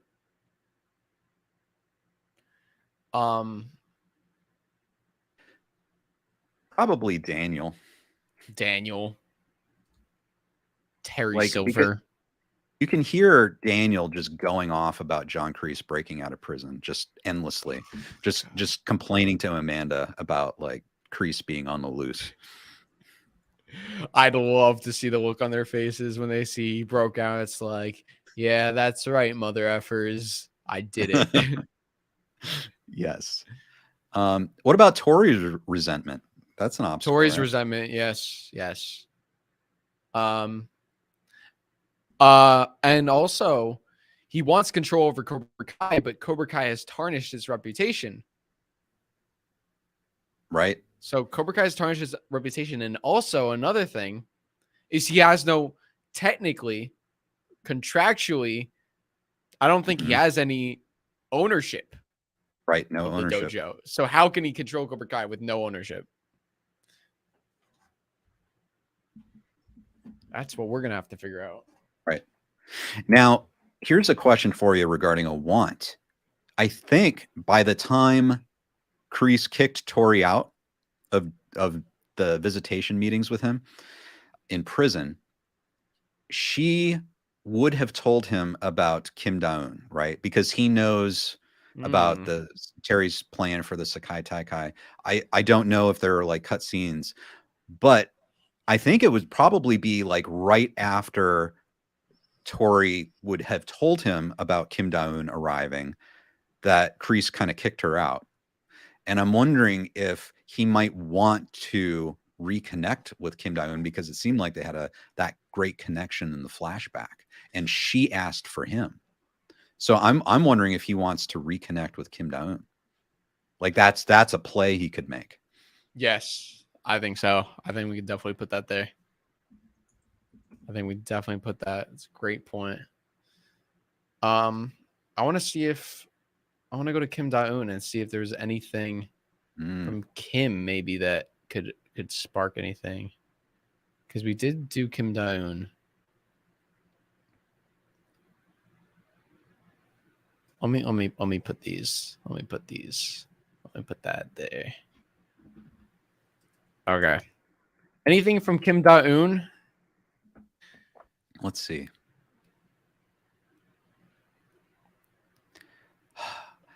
I don't know if Creese cares as much about upholding Kim Sun-young's legacy.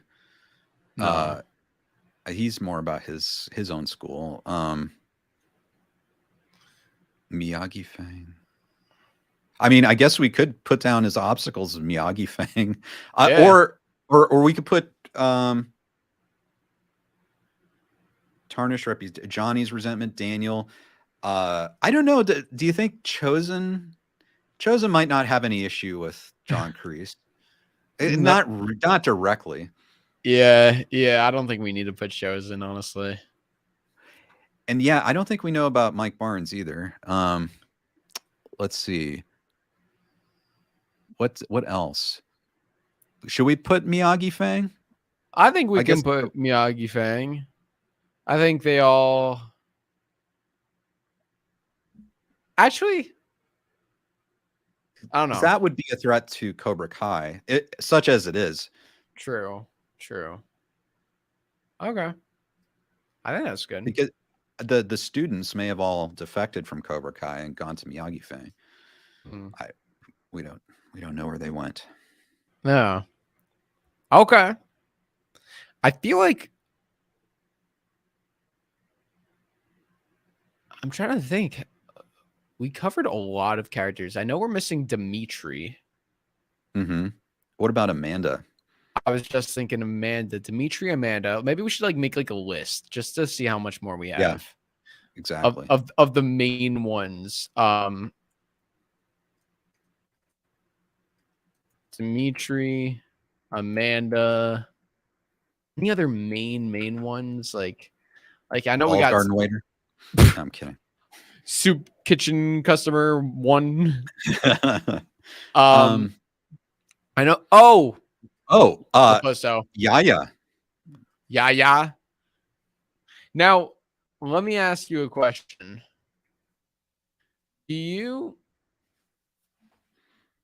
How many characters? Because I don't know if we have to go through all of even like we don't have to go through all the Right. characters before getting into it. Maybe you're right. Like, so like who should we focus on? Maybe the characters that have had like arcs in past seasons.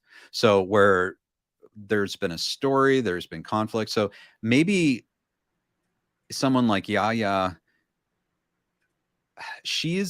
I don't know.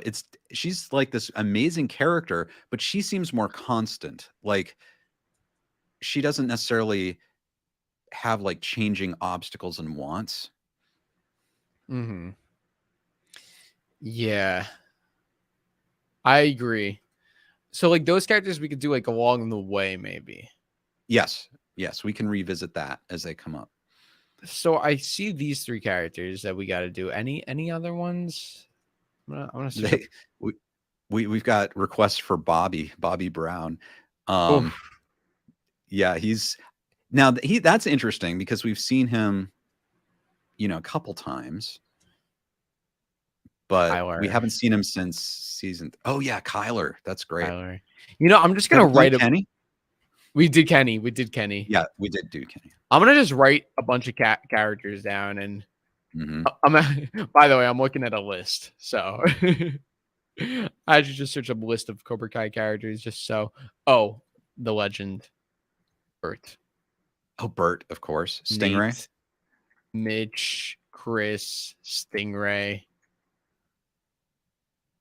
Big Red, Little Red. No, I'm kidding. Did we do Chosen?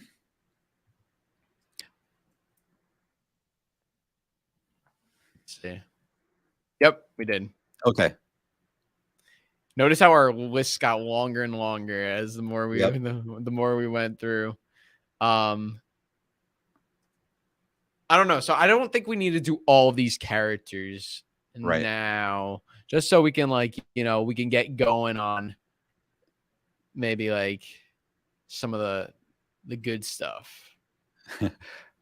Bryce Productions is after my heart. He's saying add Dennis and Snake. Oh, that's nice. We might deal with them later, but yeah, as of right now, as the end of season 5, they're not in the picture. Okay. So what do you think, Ken? Should we do what do you think? I think definitely Dimitri, Amanda, and Anthony are big enough characters to do. I agree. Kyler, maybe. He's been around. It seems like he's gone through some. Kyler might be one. Okay.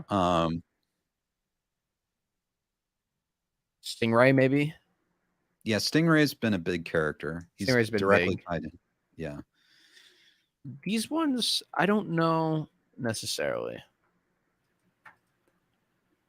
Right. Up to this point, they haven't had much changing because we are looking at it at the end of season 5. So Oh yeah, they're like the absolute same. yeah, they're the same. So maybe They it's want not Cobra Kai to get taken down, like pretty much that's it. Right.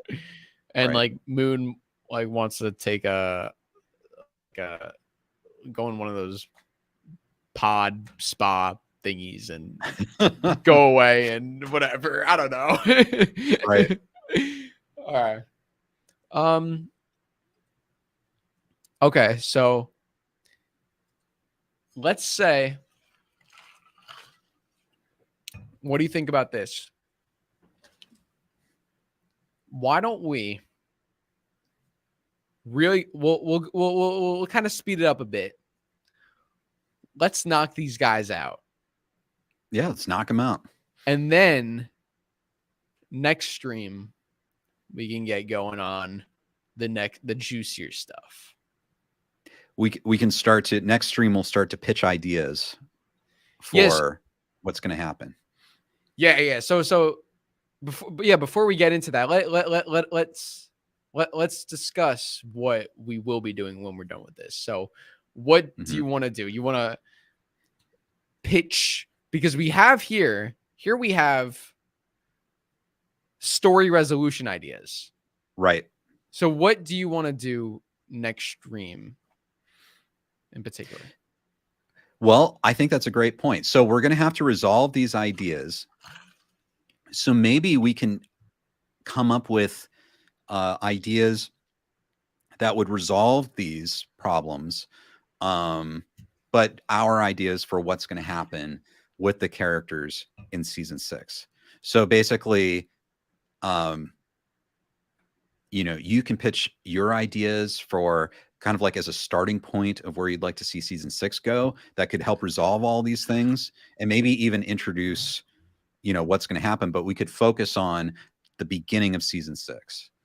You don't have to like pitch, or we don't have to pitch like these ideas that would be like all the way down to the finale, because we could kind of develop that as we move along. But maybe if we could come up with some ideas on where we see season 6 starting, how we want to address these story resolution ideas, and in ways that match the wants and obstacles for these characters. So maybe we could come up with ideas for, how we want to resolve these. And if an idea maybe solves multiple, that's fine. Okay. What do you think? I like it. How do you want to like type that out? Do you want me to copy and paste this, put that down here, maybe do like some we could do some bullets. Yeah, we could do some bullets. I'll copy and paste it though, so we can like keep that there. Yeah. And we could throw ideas back and forth and like kind of do it the same way we're doing now, and like put bullets down. And then we can talk about like all those, each one. Yeah. We could get like some bullet points in, like, and that'll be for next time. Yeah. That'll be cool. So basically this is when we're going to start to create our own ideas. Right. Per se. Yes. So then next week, like right now we're using things that we know, but next week we're going to, or not next week, but next time we're going to start coming up with, we're going to really start writing this season. Yes. Okay. Just a little setup for everyone out there. So you guys know what we're going to get at. I like that. I like that next week we can, I keep saying next week, but next time we can really, we'll be on the first 3 parts we spent on this, and then part 4 and so on, resolving these ideas. Right. And we'll really throw some ideas to the wall. Nice. I love it. That'll be fun. Yes. And we have poor Hector. We have Hector just like all alone up here, like as a side character. Right? Yes. Yeah. He's one of the first ones that we did. That's so funny. First and only one. And then we'll put these guys there with him too. So We need like a board of like all the character names. Like we could like make something like that too, just so we could see all the Right. characters and like be like, okay, well this one goes here, this one, you know. I know it's like that right behind you in the back. You know, if we could see like a big board, you know, we could. But unfortunately, we can't see it. We can't see it. We can't see it.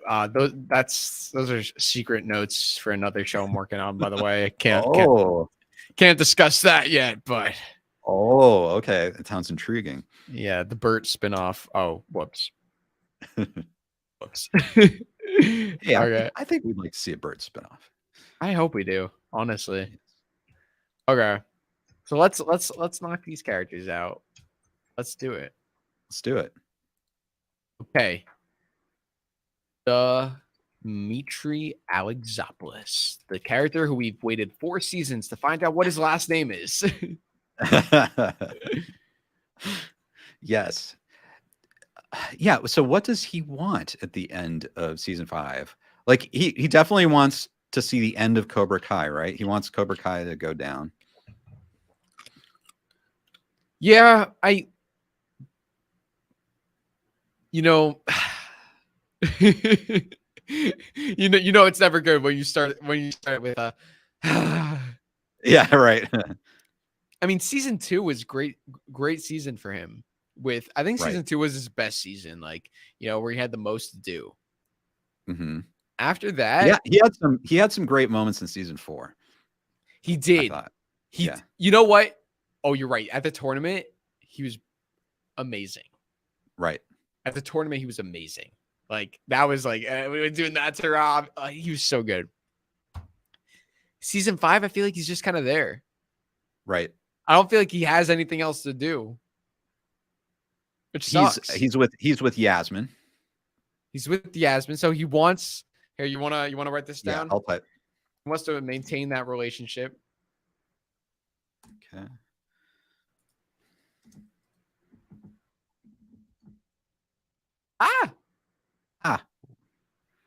Oops. Hang on. Wait. Oh, there Dimitri wants Mike Barnes. Oh, what? Oh. Now we're getting a little. What's going on? What's going on here?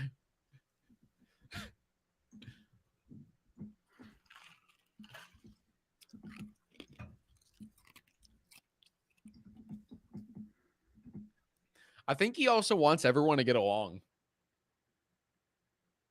Like Sam and Tory, and it's like, guys, you both are ex-assholes. Right. Yes, I agree. He wants everyone to get along. He did directly contribute, like it was his brain power that contributed to tarnishing Terry Silver and starting to turn the tide, by hacking in to get that footage. Like that was kind of like his big role in the finale. So yeah, I guess he'd be happy with Terry Silver behind bars, right? Yeah, definitely. I mean, all that data programming to get him behind bars. Yeah. Like Terry gets out of jail. I was like, man, I wasted 5 gigabytes. Right. Let's see. And I guess probably Cobra Kai, he would want that to be over, right? The whole dojo, probably. Yeah. Wants Cobra Kai to end. He also, I think he wants to keep getting better as a fighter. Yeah. I don't think he's the type of guy to settle at this point. Like, I feel like he's still trying to improve himself. And yeah. Yeah, I think you're right. It's almost like he's surprised at how well he's done. But, unlike, say, Tory, I don't think he has this need to be a champion. But maybe he wants to keep improving and become the best he can be. Yeah. And I mean, I saw some people saying like, friendship with Eli, but he's already got that, he's already got that. I don't think there's anything, unless you want to put maintain friendship with Eli.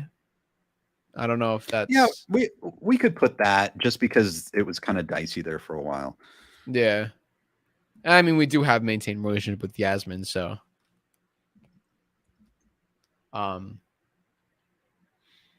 what obstacles for Mr. Dimitri?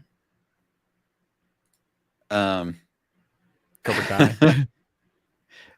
Yeah, I guess Cobra Kai.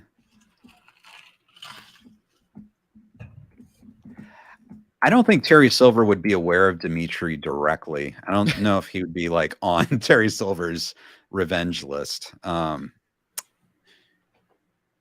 He'd probably be more scared of Creese, Oh yeah. but I don't know if would Creese be an obstacle to Dimitri? Probably I don't know. not. Probably just Cobra Yeah. Kai as a whole. Yeah. Is that it? Let's see. What else? He kind of hacked into like Legal issues. legal issues. I mean, he literally Yeah. did hack into a private computer server. Like, Mhm. you know, he literally like hijacked security footage. I mean, so Yes. I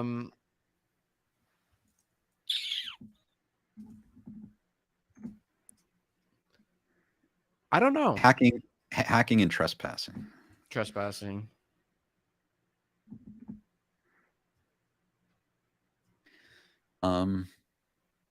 Yeah, I think you're right. It's kind of like at the end of season 5, Dimitri's not too complicated, I don't think. Yeah, someone was talking about like school, like do you think like an obstacle could be like the karate drama getting in the way of his like education? Like kind of preventing him from I don't know. I would think that it'd be a legal issue before it would be a school issue. Mm-hmm. And if it is a legal issue, if it is a school issue, I would almost think of all those kids, Dimitri would be least culpable, I guess. Like, because some of the other kids were really taking lead roles in terms of physical altercations and all that kind of stuff, where Dimitri was sort of, you know, he was the tech guy, you know, he was doing this stuff behind the scenes. And so unless, I don't know, unless they're going to expel all those kids, including Dimitri, Yeah. it's possible. Like if he faces legal problems, then that could impact his career. We could put it. What do you think?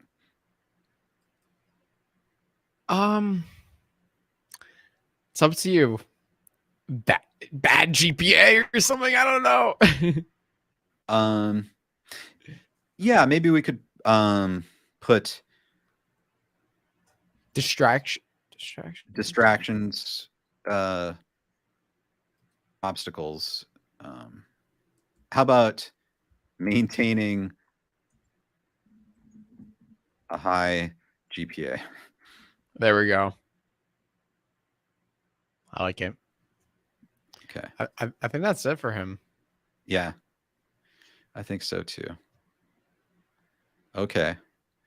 So next we've got Amanda LaRusso. Yes, we do. Wait, let me. Okay.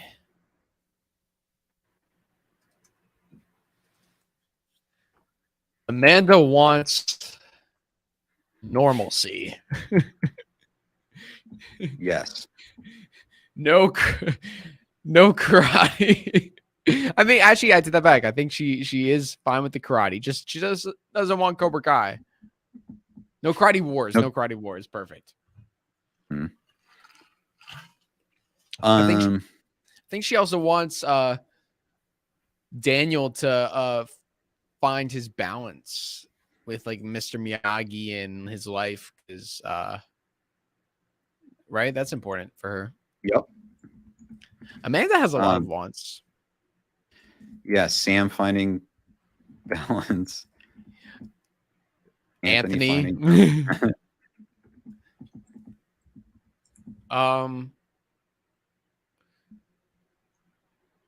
She wants What about the dealership? Oh yeah, she wants dealership to succeed. I like it. I like how you think. There we go.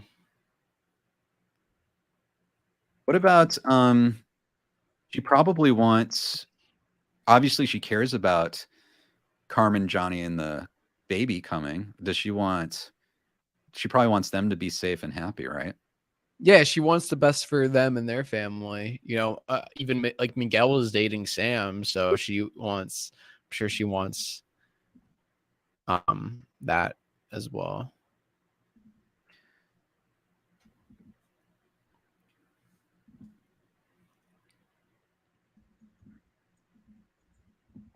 I like it. Oh, Tory. Yep. Oh, and Robbie, if you want to put Robbie on there too. Oh yeah.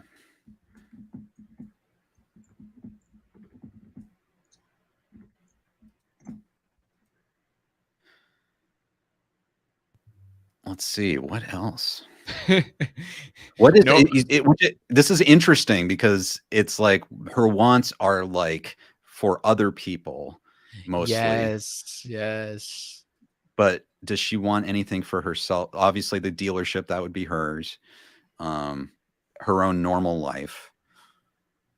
But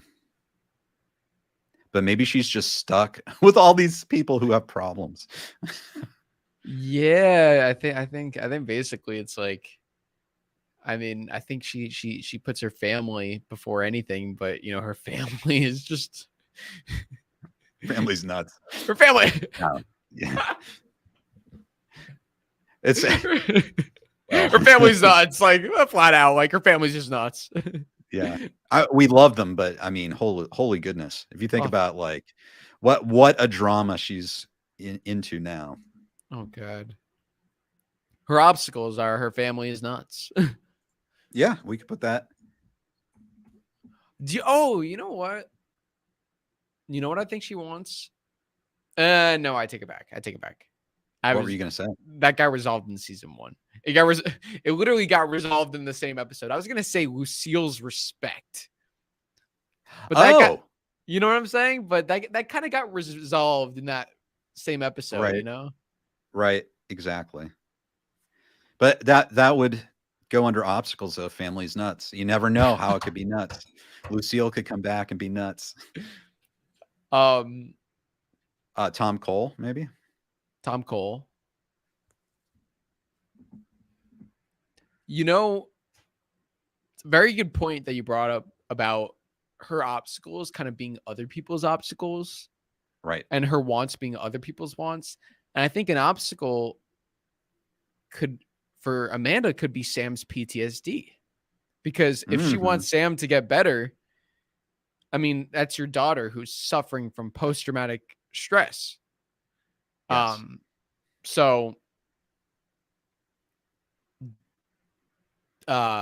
Anthony's rivalry with Kenny could be an obstacle too. Kenny can be a obstacle. Kenny, can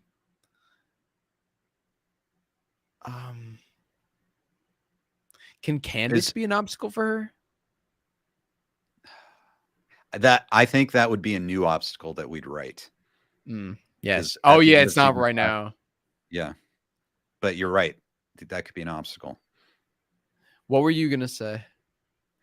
Oh, gosh, I can't even remember. What else? She also wants like safety. I don't know. Nah. We've kind of covered that. What else could be a threat? We met her cousin, Jessica, but I don't know if she wants or if that's an obstacle at this point.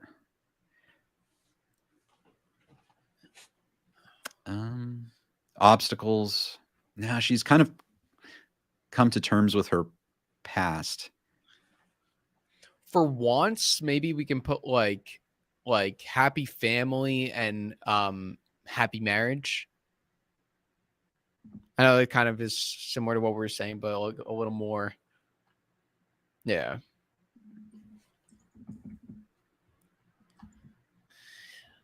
obstacles. Creese is an Oh, obstacle yeah. for her.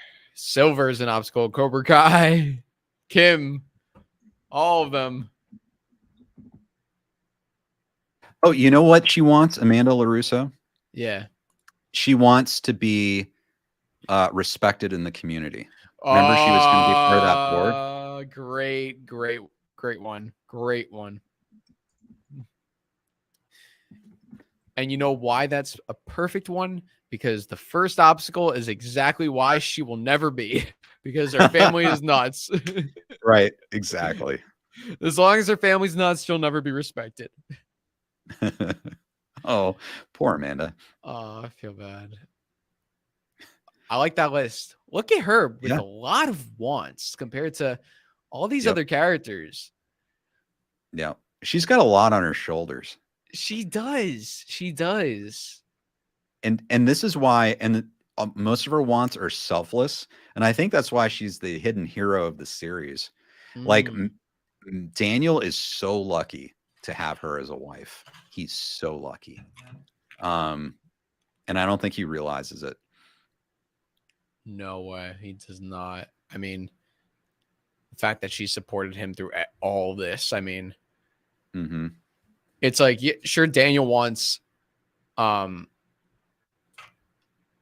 you know, his marriage, his family to be successful, but like, you know, he's dealing with a lot right now. That's not his main priority. Meanwhile, Amanda, like, that's her only priority. Yeah. Yeah. And she's got to make sure the business runs. It seems like Daniel can just check out and focus on his problems and doesn't feel like he has to do the work to run this business, this dealership, you know? Yeah. No, literally. Yeah, I would say obstacles could be the family's nuts, which is true, but like I would say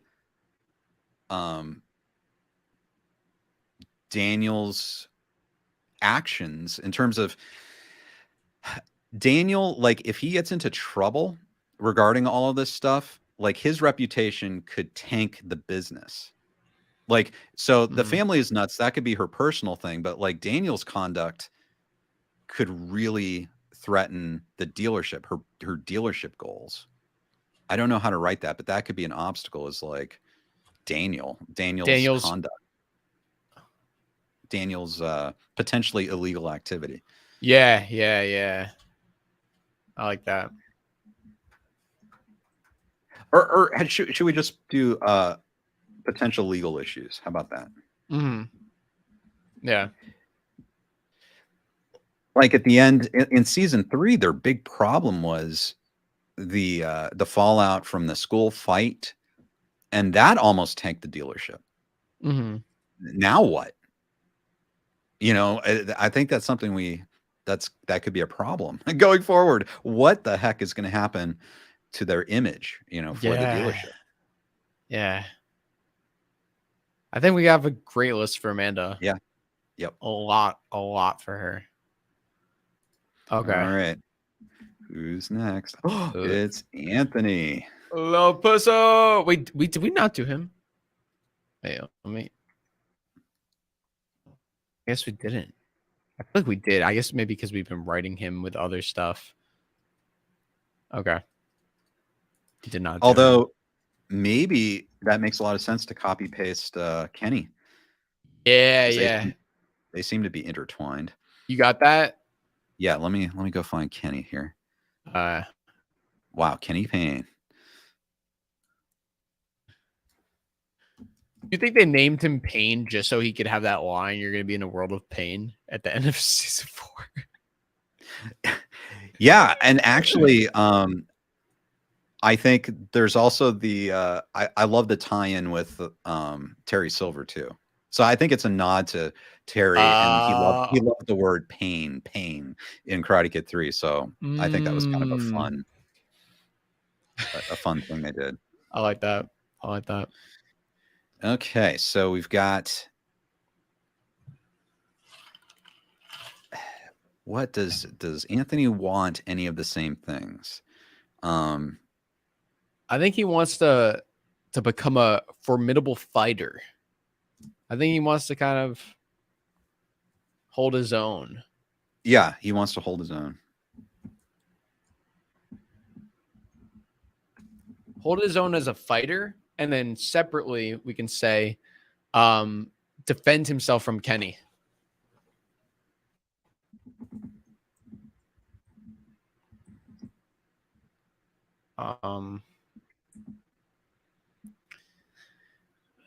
Anything with Sam?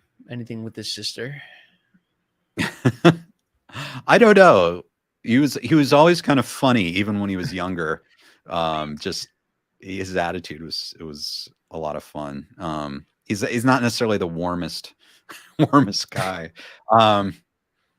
He might be fine. He might be fine with Sam, and his relationship. Maybe he wants. I don't even get the sense he wants necessarily a normal family. I think he's just kind of enveloped in this Cobra Kai situation.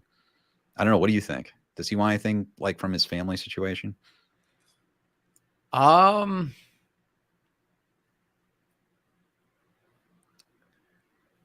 honestly, I think he just wants to go back to playing his video games, and yeah, I mean, not completely. I think he has evolved from that. We're just playing video games, but I think he also wants to go back to some normalcy. I don't think he needs this karate drama. No karate war or anything. Right. I think he's past that. So in season 4, we saw that he was hanging out with the wrong friends. He was just in the wrong group of friends. Do you think he wants like good friends? I do think. Okay. I do think that. I think he wants to surround himself with good friends. And also, we're going to have some conflict here. Leah. Mm-hmm. Kenny wants Leah. Yes. Anthony probably wants Leah. Yes. So that could cause for some drama. Right. And is that it? LIA. Yeah, Leah. Yeah, you're right. Because we didn't see Leah at all in season 5. We did not. Okay. I think that's it from the wants. Okay. Obstacles, still Kenny, right? He's an obstacle. Cobra Kai's an obstacle. Oh, you know what he wants? Pancake tacos. Yep. Of course. Got to get the That's pancake great. tacos. Where is it? I love it. Where's the pancake taco video clip? It's my favorite one, and I can't even. Oh, you've got it. Of course. Oh, here it is. Nice pancake taco. Come on, dude. I gotta play it again. Nice pancake taco. Come on, dude. I love Daniel. Come on, dude. Oh god, That's so funny. Hawk. Maybe as an obstacle. Or no, I'm sorry. Oh, you're thinking Kenny. Yeah, wait, sorry. Yeah. Let's see. How about self-doubt? Does he have self-doubt? Or maybe not so much? I don't know if he has self-doubt. I think he wants to be loved as much as Sam. I think he wants to be loved by his family.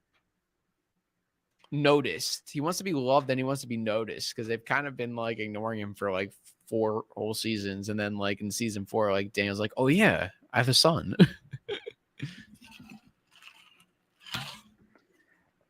So Anthony, maybe an obstacle might be just his like bad attitude. Attitude. Yeah. Attitude. Anything with like the technology in the video games, like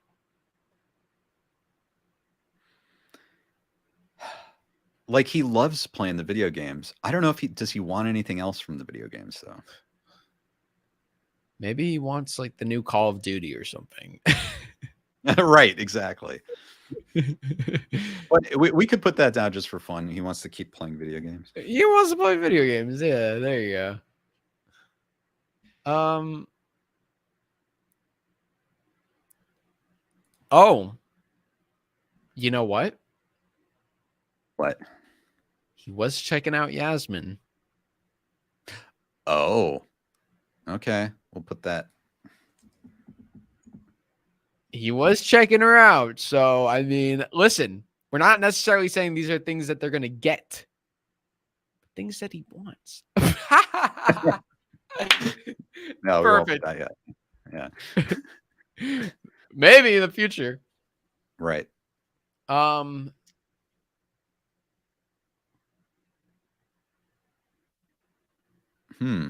don't know. That could be it for now. Yeah, I think that's good. Yeah. Kenny's been the big one. Any of these obstacles,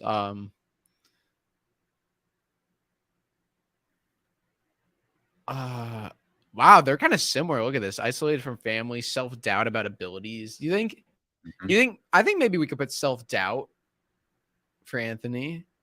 He doesn't I have that guess much. you're right, because that's been a big thing for him is, they wanted, his bully friends wanted him to be show his skills, and he really hadn't focused on that. He doesn't live up to the LaRusso name, or he hadn't before. So maybe he still has some self-doubt. Yeah. Sam's expectations? Do you think he cares? I don't know. Like, I haven't gotten a sense that, yeah, Anthony is interesting because it's almost like he doesn't care so much about other people's expectations. Like, he's kind of a brat. Like, he's always been a brat. And now, well, I mean, seriously, now maybe that'll change a bit, but he seems to be more kind of focused on himself, kind of like Sam in a way. Yeah. Meanwhile, Amanda's the only one looking out for everybody. Like, come on. Right. Anything with Miyagi though? Anything like, does he want to uphold Mr. Miyagi's legacy, or is that more important to Sam? I think it's more important to Sam because probably Anthony doesn't have as great memories of Mr. Miyagi, and honestly, it seemed like he didn't care. Like, it was Daniel training Sam. Anthony didn't seem to have much, affection for learning or studying karate. I don't know. Okay. I think we're good. Honestly, I don't think he has too much to worry about for now. Okay, good. Okay. That's good. Ooh, is Kyler next? We got Kyler next. Oh, interesting God. character. He's Go Rhea. that sounded exactly like him. That was good, Drew. Thank you.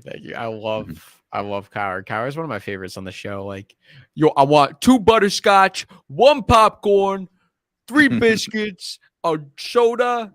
Like, yo, after party in my house. Okay, that's it. What does Kyler want? Right. I mean, that's sort of changed, right? Since obviously season 1, he wanted Sam. He wanted to. He still wants to be. I think he wants to be in charge. Like, he wants to be the one in charge. He doesn't understand that he's not, but he still wants to be the one in charge. Like, he wanted to be lead fighter with Kenny, and got upset when Kenny, said, no, you're not. You don't boss me around. You're not the leader. I don't know. It seems like Kyler wants to be in charge. He wants to be the bully. He wants to put other people down, right? Yeah. I think so. Just unless you think that's changed at all at the end of season 5. I wouldn't say so, because even at the end, he's like, I rescued everybody. It was all me. Yeah, right. He wants. I am going to head out for a second and take a bathroom break. So Of course. Can I let you take the reins over? Absolutely. Yes. And we'll, I'll look at the chat, and guys, we will, maybe write some things down about Kyler. Yeah, keep going, and I'll jump in with you once I get back. Okay, great. We'll see you in a minute, Drew. All right. Okay, guys. So we're going to write down some things. What other things does Kyler want? So he wants to be in charge. He kind of wants to be the hero of his story.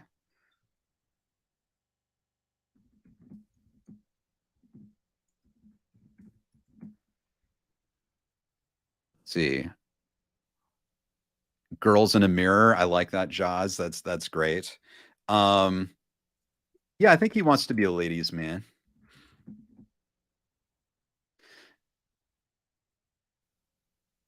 I'll put that down, a mirror. Yeah, he's kind of in love with himself.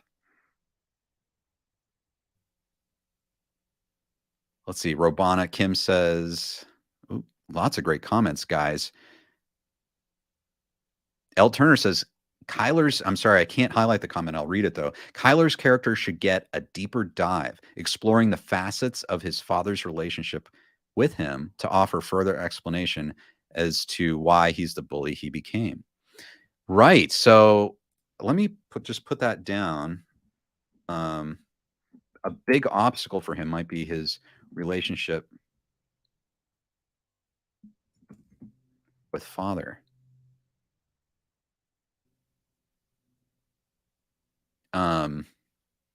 I like that. I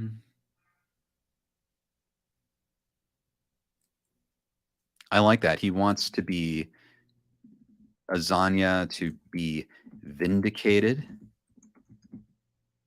for his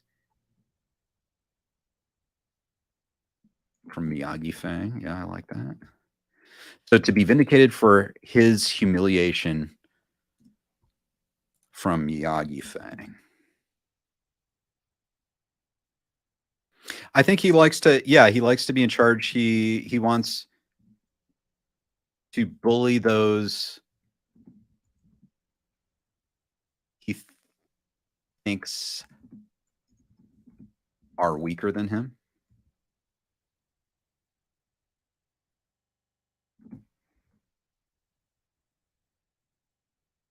Probably, let's see, Cobra Kai. Yeah, you're right, Jaws. Bad reputation.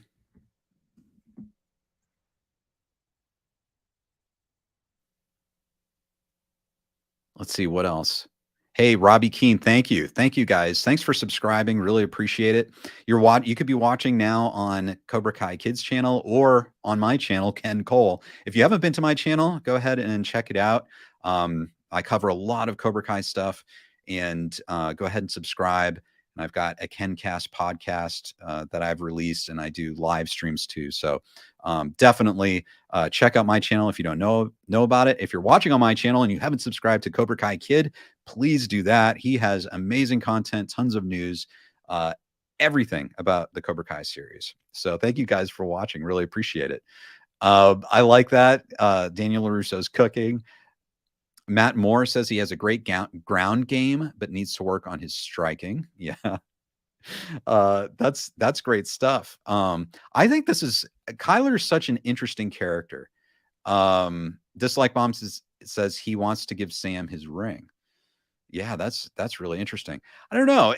I wonder if like deep down he wants Sam to any degree anymore, or if that's just, it doesn't matter as long as he sees himself as a ladies' man. Robbie Keene says, I think maybe he likes Tory in a romantic way. That's interesting too. Well, I'll save this for Drew whenever he gets back. I'll put love interests, ?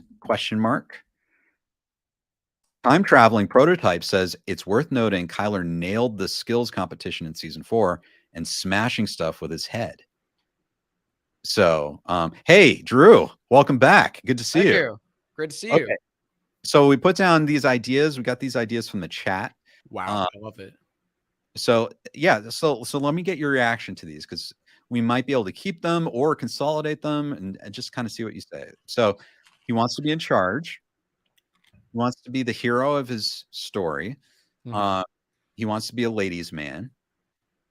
He wants a mirror. That was kind of a joke, but it's true. It's sort of like he's in love with himself. Yes. So I don't know quite. He probably wouldn't see it that way, but let's see. He wants to be vindicated for his humiliation from Miyagi Fang. He wants to bully those he thinks are weaker than him. And then people were talking about love interests. Like, could he be interested in Tory? Than anyone else, or is he just sort of a ladies' man? Like he doesn't care that much about certain people. I don't know. What do you think of those wants? Or do you see ones we could modify, or do you have others you'd like to add? I think those are some great wants. I think yeah, definitely a ladies' man with Anthony being like, dude, you dated my sister, you've been in my house. It's like, dude, I date a lot of sisters. So right. He just has a thing for sisters. So I like how you put the relationship with his father as an obstacle. So maybe a want is to please his father. Did he pass Trig? Did he? Oh, well, summer happened. I mean, he must have passed Trig, or else right. Yeah, he must have passed. Or else, I mean, he would have gotten some, some. Anyway, if you watch the show, I'm not gonna say it. right, exactly. But yeah, that's a good point. That's a major, part of his backstory. Let's see, and then Cobra Kai is another obstacle. And then I guess maybe his own bad reputation. Do you think he has other obstacles? I think Miyagi Fang, honestly, I think everybody there, like everybody, right? They all think he's a douche. Like Sam, Robbie, Miguel, everybody. Okay, so maybe what about also putting a bad attitude and behavior? Yeah, and reputation too. If you want to add reputation, I mean, okay, everybody knows him as the guy who dumped Pepto on Miguel, and he beat the hell out of Miguel while he was like trying to get out of right. While he's still recovering from a coma. Yes. Okay. Anything else? I like this. Gosh, I don't. Yeah, I do too. I think that's good. That's something. Okay. Are we ready to move on? I think so. I think this is our last one, right? I think so. It's a big one. Stingray. Hey, there he is here. Wait, I'll put it down here just so we can get its own page for him. Yes. Stingray, played by the Golden Globe winner, Paul Walter Hauser. Yes, amazing actor. So good. What a great guy. Okay. Guys, this is the last one. Stingray. He wants to be. He wants to. Took the words right out of my mouth. Robana. He wants to belong. Yes. I was gonna say like originally he wants to be Cobra Kai, but at this point I don't think he wants to be Cobra Kai anymore. Yes, he wants to belong. I think he also wants to be a badass in karate.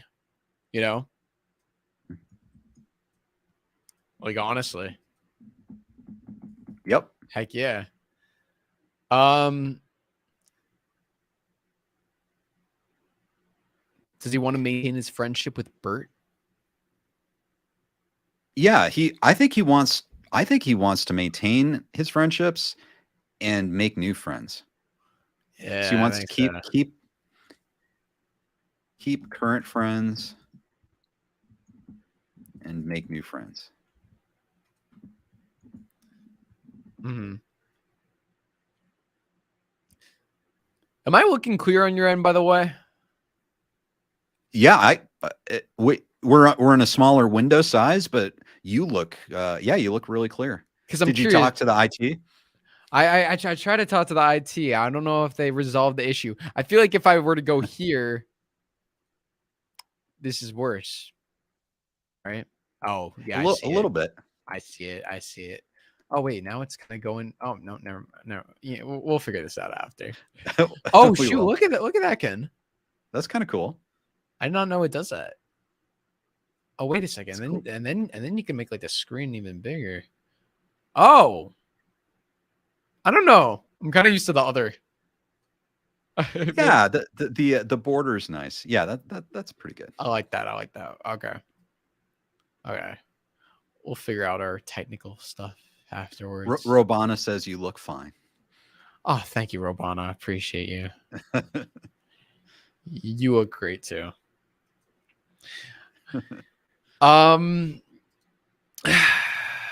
What does Stingray want? I think Stingray wants to I feel like Stingray would still, I know he kind of like made amends at the end of season 5, but I still feel like he wants to like, you know, show that he's sorry and show that he wants to make up for what he did. You know? Yes. And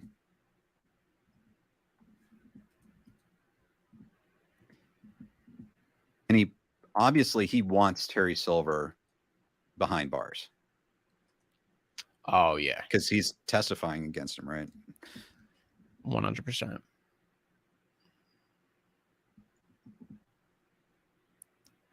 Okay. Let's see. Does he want a place to live? Oh yeah, does he not? I don't know. Like, if Terry Silver goes to jail, Terry was paying for his current pad, right? Yeah, I think he wants a comfortable lifestyle. Yep, comfortable.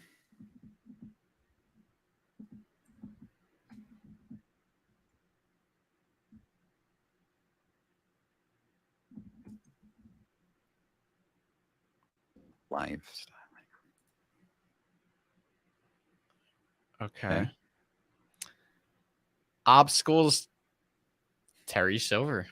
Yeah. Terry Silver's always an obstacle. He's literally, that's one thing everyone has in common. Lying to the police about, right. You know, about all that. He committed perjury. Mm-hmm.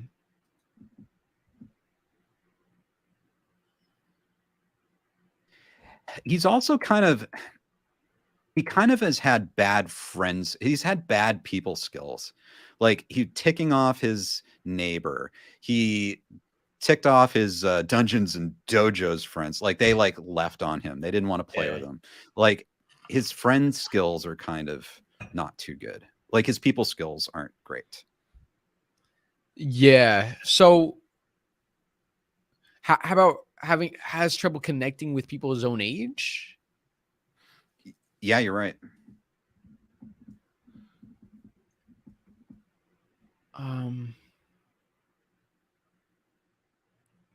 Anything with Creese?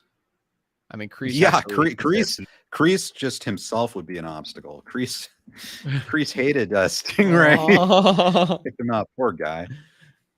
Oh yeah, whatever happened to Stingray's girlfriend? Oh yeah, I thought she was funny. I liked her. What was her name again? God, I can't remember. I guess it didn't last. Oh, Fawn, Fawn. I don't think they ever said it. No, I'd have to go back and watch that episode again. He might have introduced her. Oh, you know what? They probably broke up because, like, I mean, especially after the end of season 2, she finds out he assaulted all the kids. Like, you mean his cousin? She cheated on him. I Yeah. like her. Played by KD O'Hare. I thought she was good. Yeah. All Yeah, right. she left him for going to a high school party. No, but she seemed to enjoy it. Okay. So does he? Oh, sorry. Oh, go ahead. What's his name from the beginning of episode 8? Glasses. Stingray. What was his name? Oh, episode 8, season 5. Yeah. Season 4. Who called him Stingray? Oh, season 4. Yeah, what was his name? Oh, the neighbor. Yeah, what's the neighbor's name? I don't know. Did they say his name? I'm searching it up. Greg. Greg. Okay. Yep. Greg. Thank you, chat. That's great. Yeah, he was. So right. He has trouble with Greg, with everyone basically.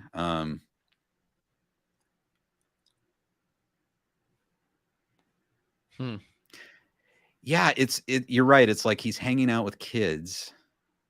I don't know. He's got kind of a, I don't know. That's maybe not that much of an obstacle.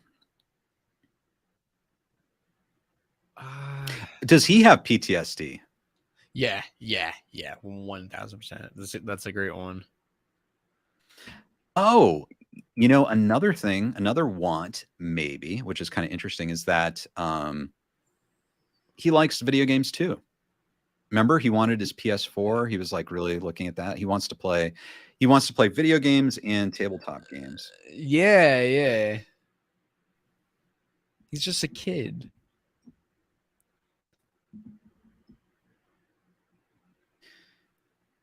Yep. Dungeons Yeah, he and painted Dragons. all his own figurines. So cool.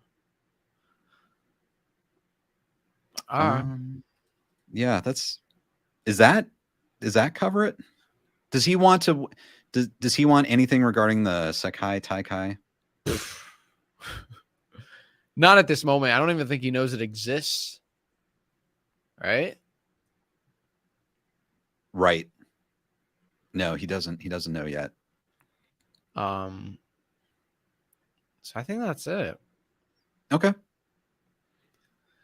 Wow. Wow. Man, we did it. Wow. Okay. 1, 2. Wait. Let me put this together. Let's see how many characters we've done.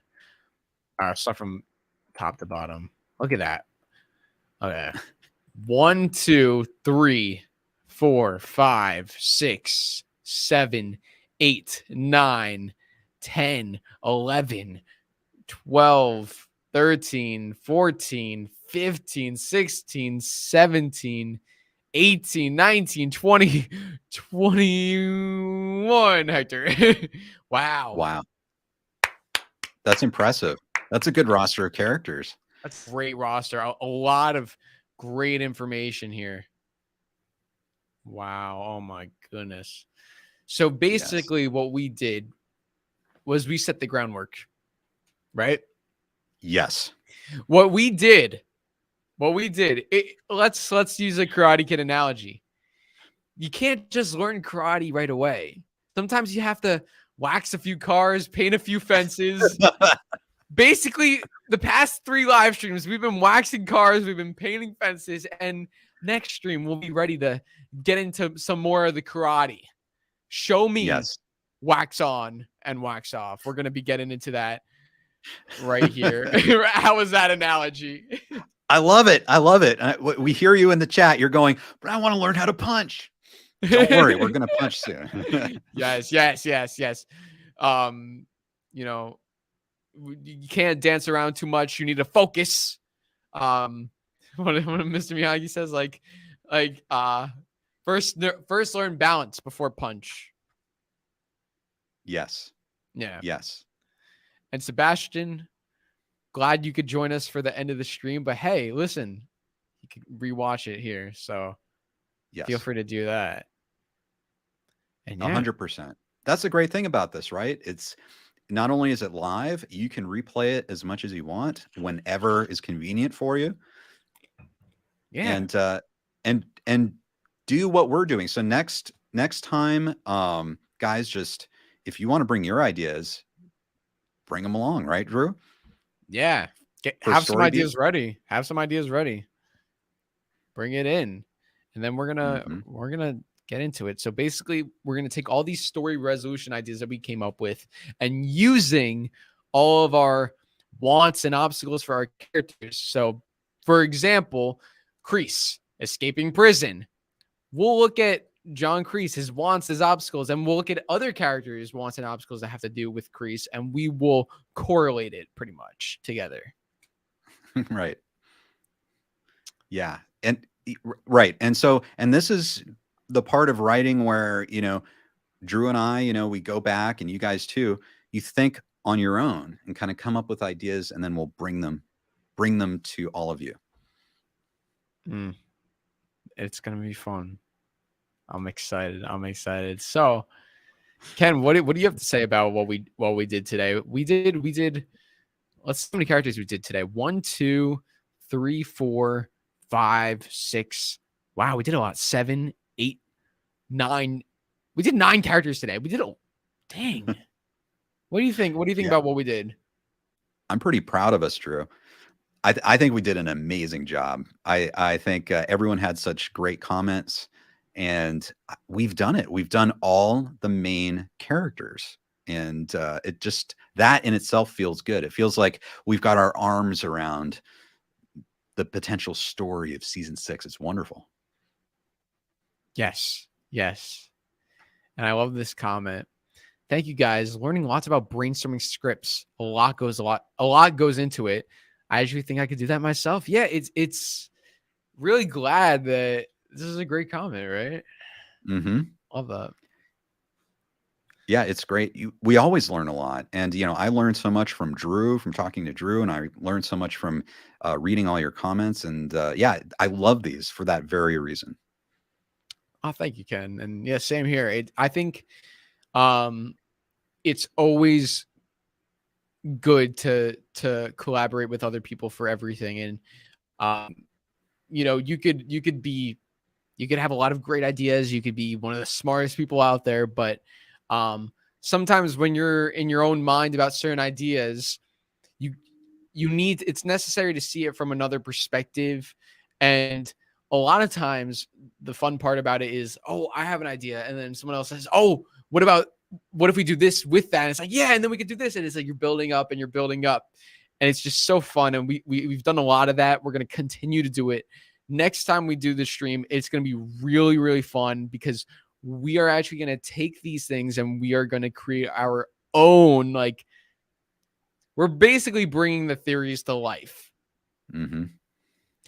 But we're going to keep it realistic. We're going to keep it fun. We're going to make it make sense.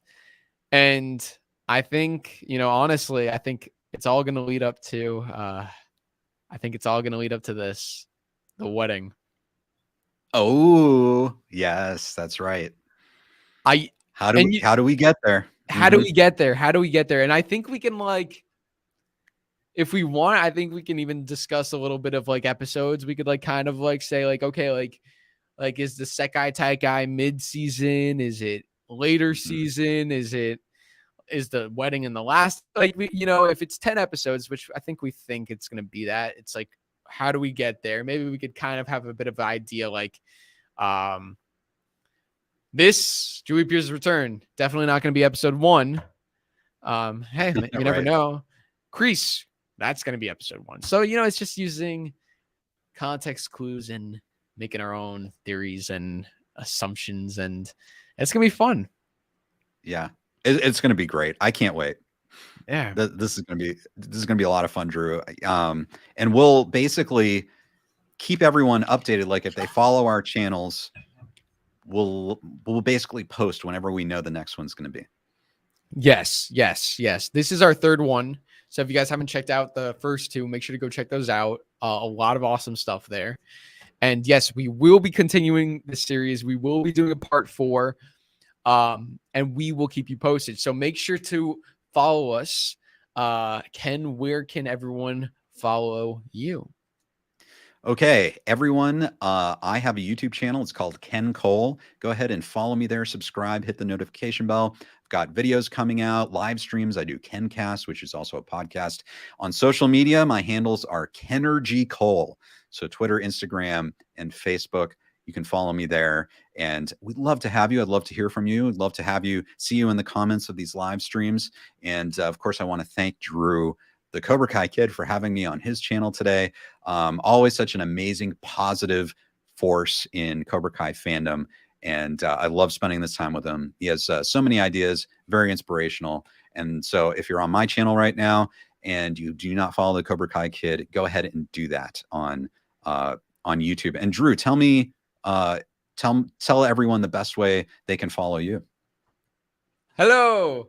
The best way you can follow me, and thank you, Ken, by the way. It was very nice of you. Always a pleasure having you on. And the way you can follow me is on YouTube, Cobra Kai Kid. Subscribe, all that stuff. Instagram, Cobra Kai Kid _official. Twitter, Cobra Kai Kid. I'm sure if you just search up Cobra Kai Kid, something will pop up with my logo. Appreciate you all for joining and for supporting. We will be letting you guys know when we do the next one, part 4. So follow us on YouTube, social media. We'll keep you posted. And it's going to be fun. As we mentioned at the beginning of the stream, season 6, I forgot the season for a second, is going to be filming soon. So we're going to have to get our scripts out to them before, I don't know how they expect to film without a script, right? Right. That's okay though, because they'll be accepting changes, revisions, updates from us all throughout the summer. So if we have good story ideas, we'll just send it to them. John, Josh, and Hayden have already told me that. So we're good, Drew. Good. All right. Well, we appreciate you all for joining. Thank you guys so much. Appreciate all the comments. We can't wait to see you next time. And until then, remember, Cobra Kai. Say it, Ken. Cobra Kai. Never dies. Never dies. Happy birthday, Thomas Ian Griffith. Happy birthday, Thomas Ian Griffith. Hope it's an amazing day. We're celebrating with you. Yes, we love you. You're Cobra Kai. You're Cobra Kai. Cobra Kai. Bye, guys.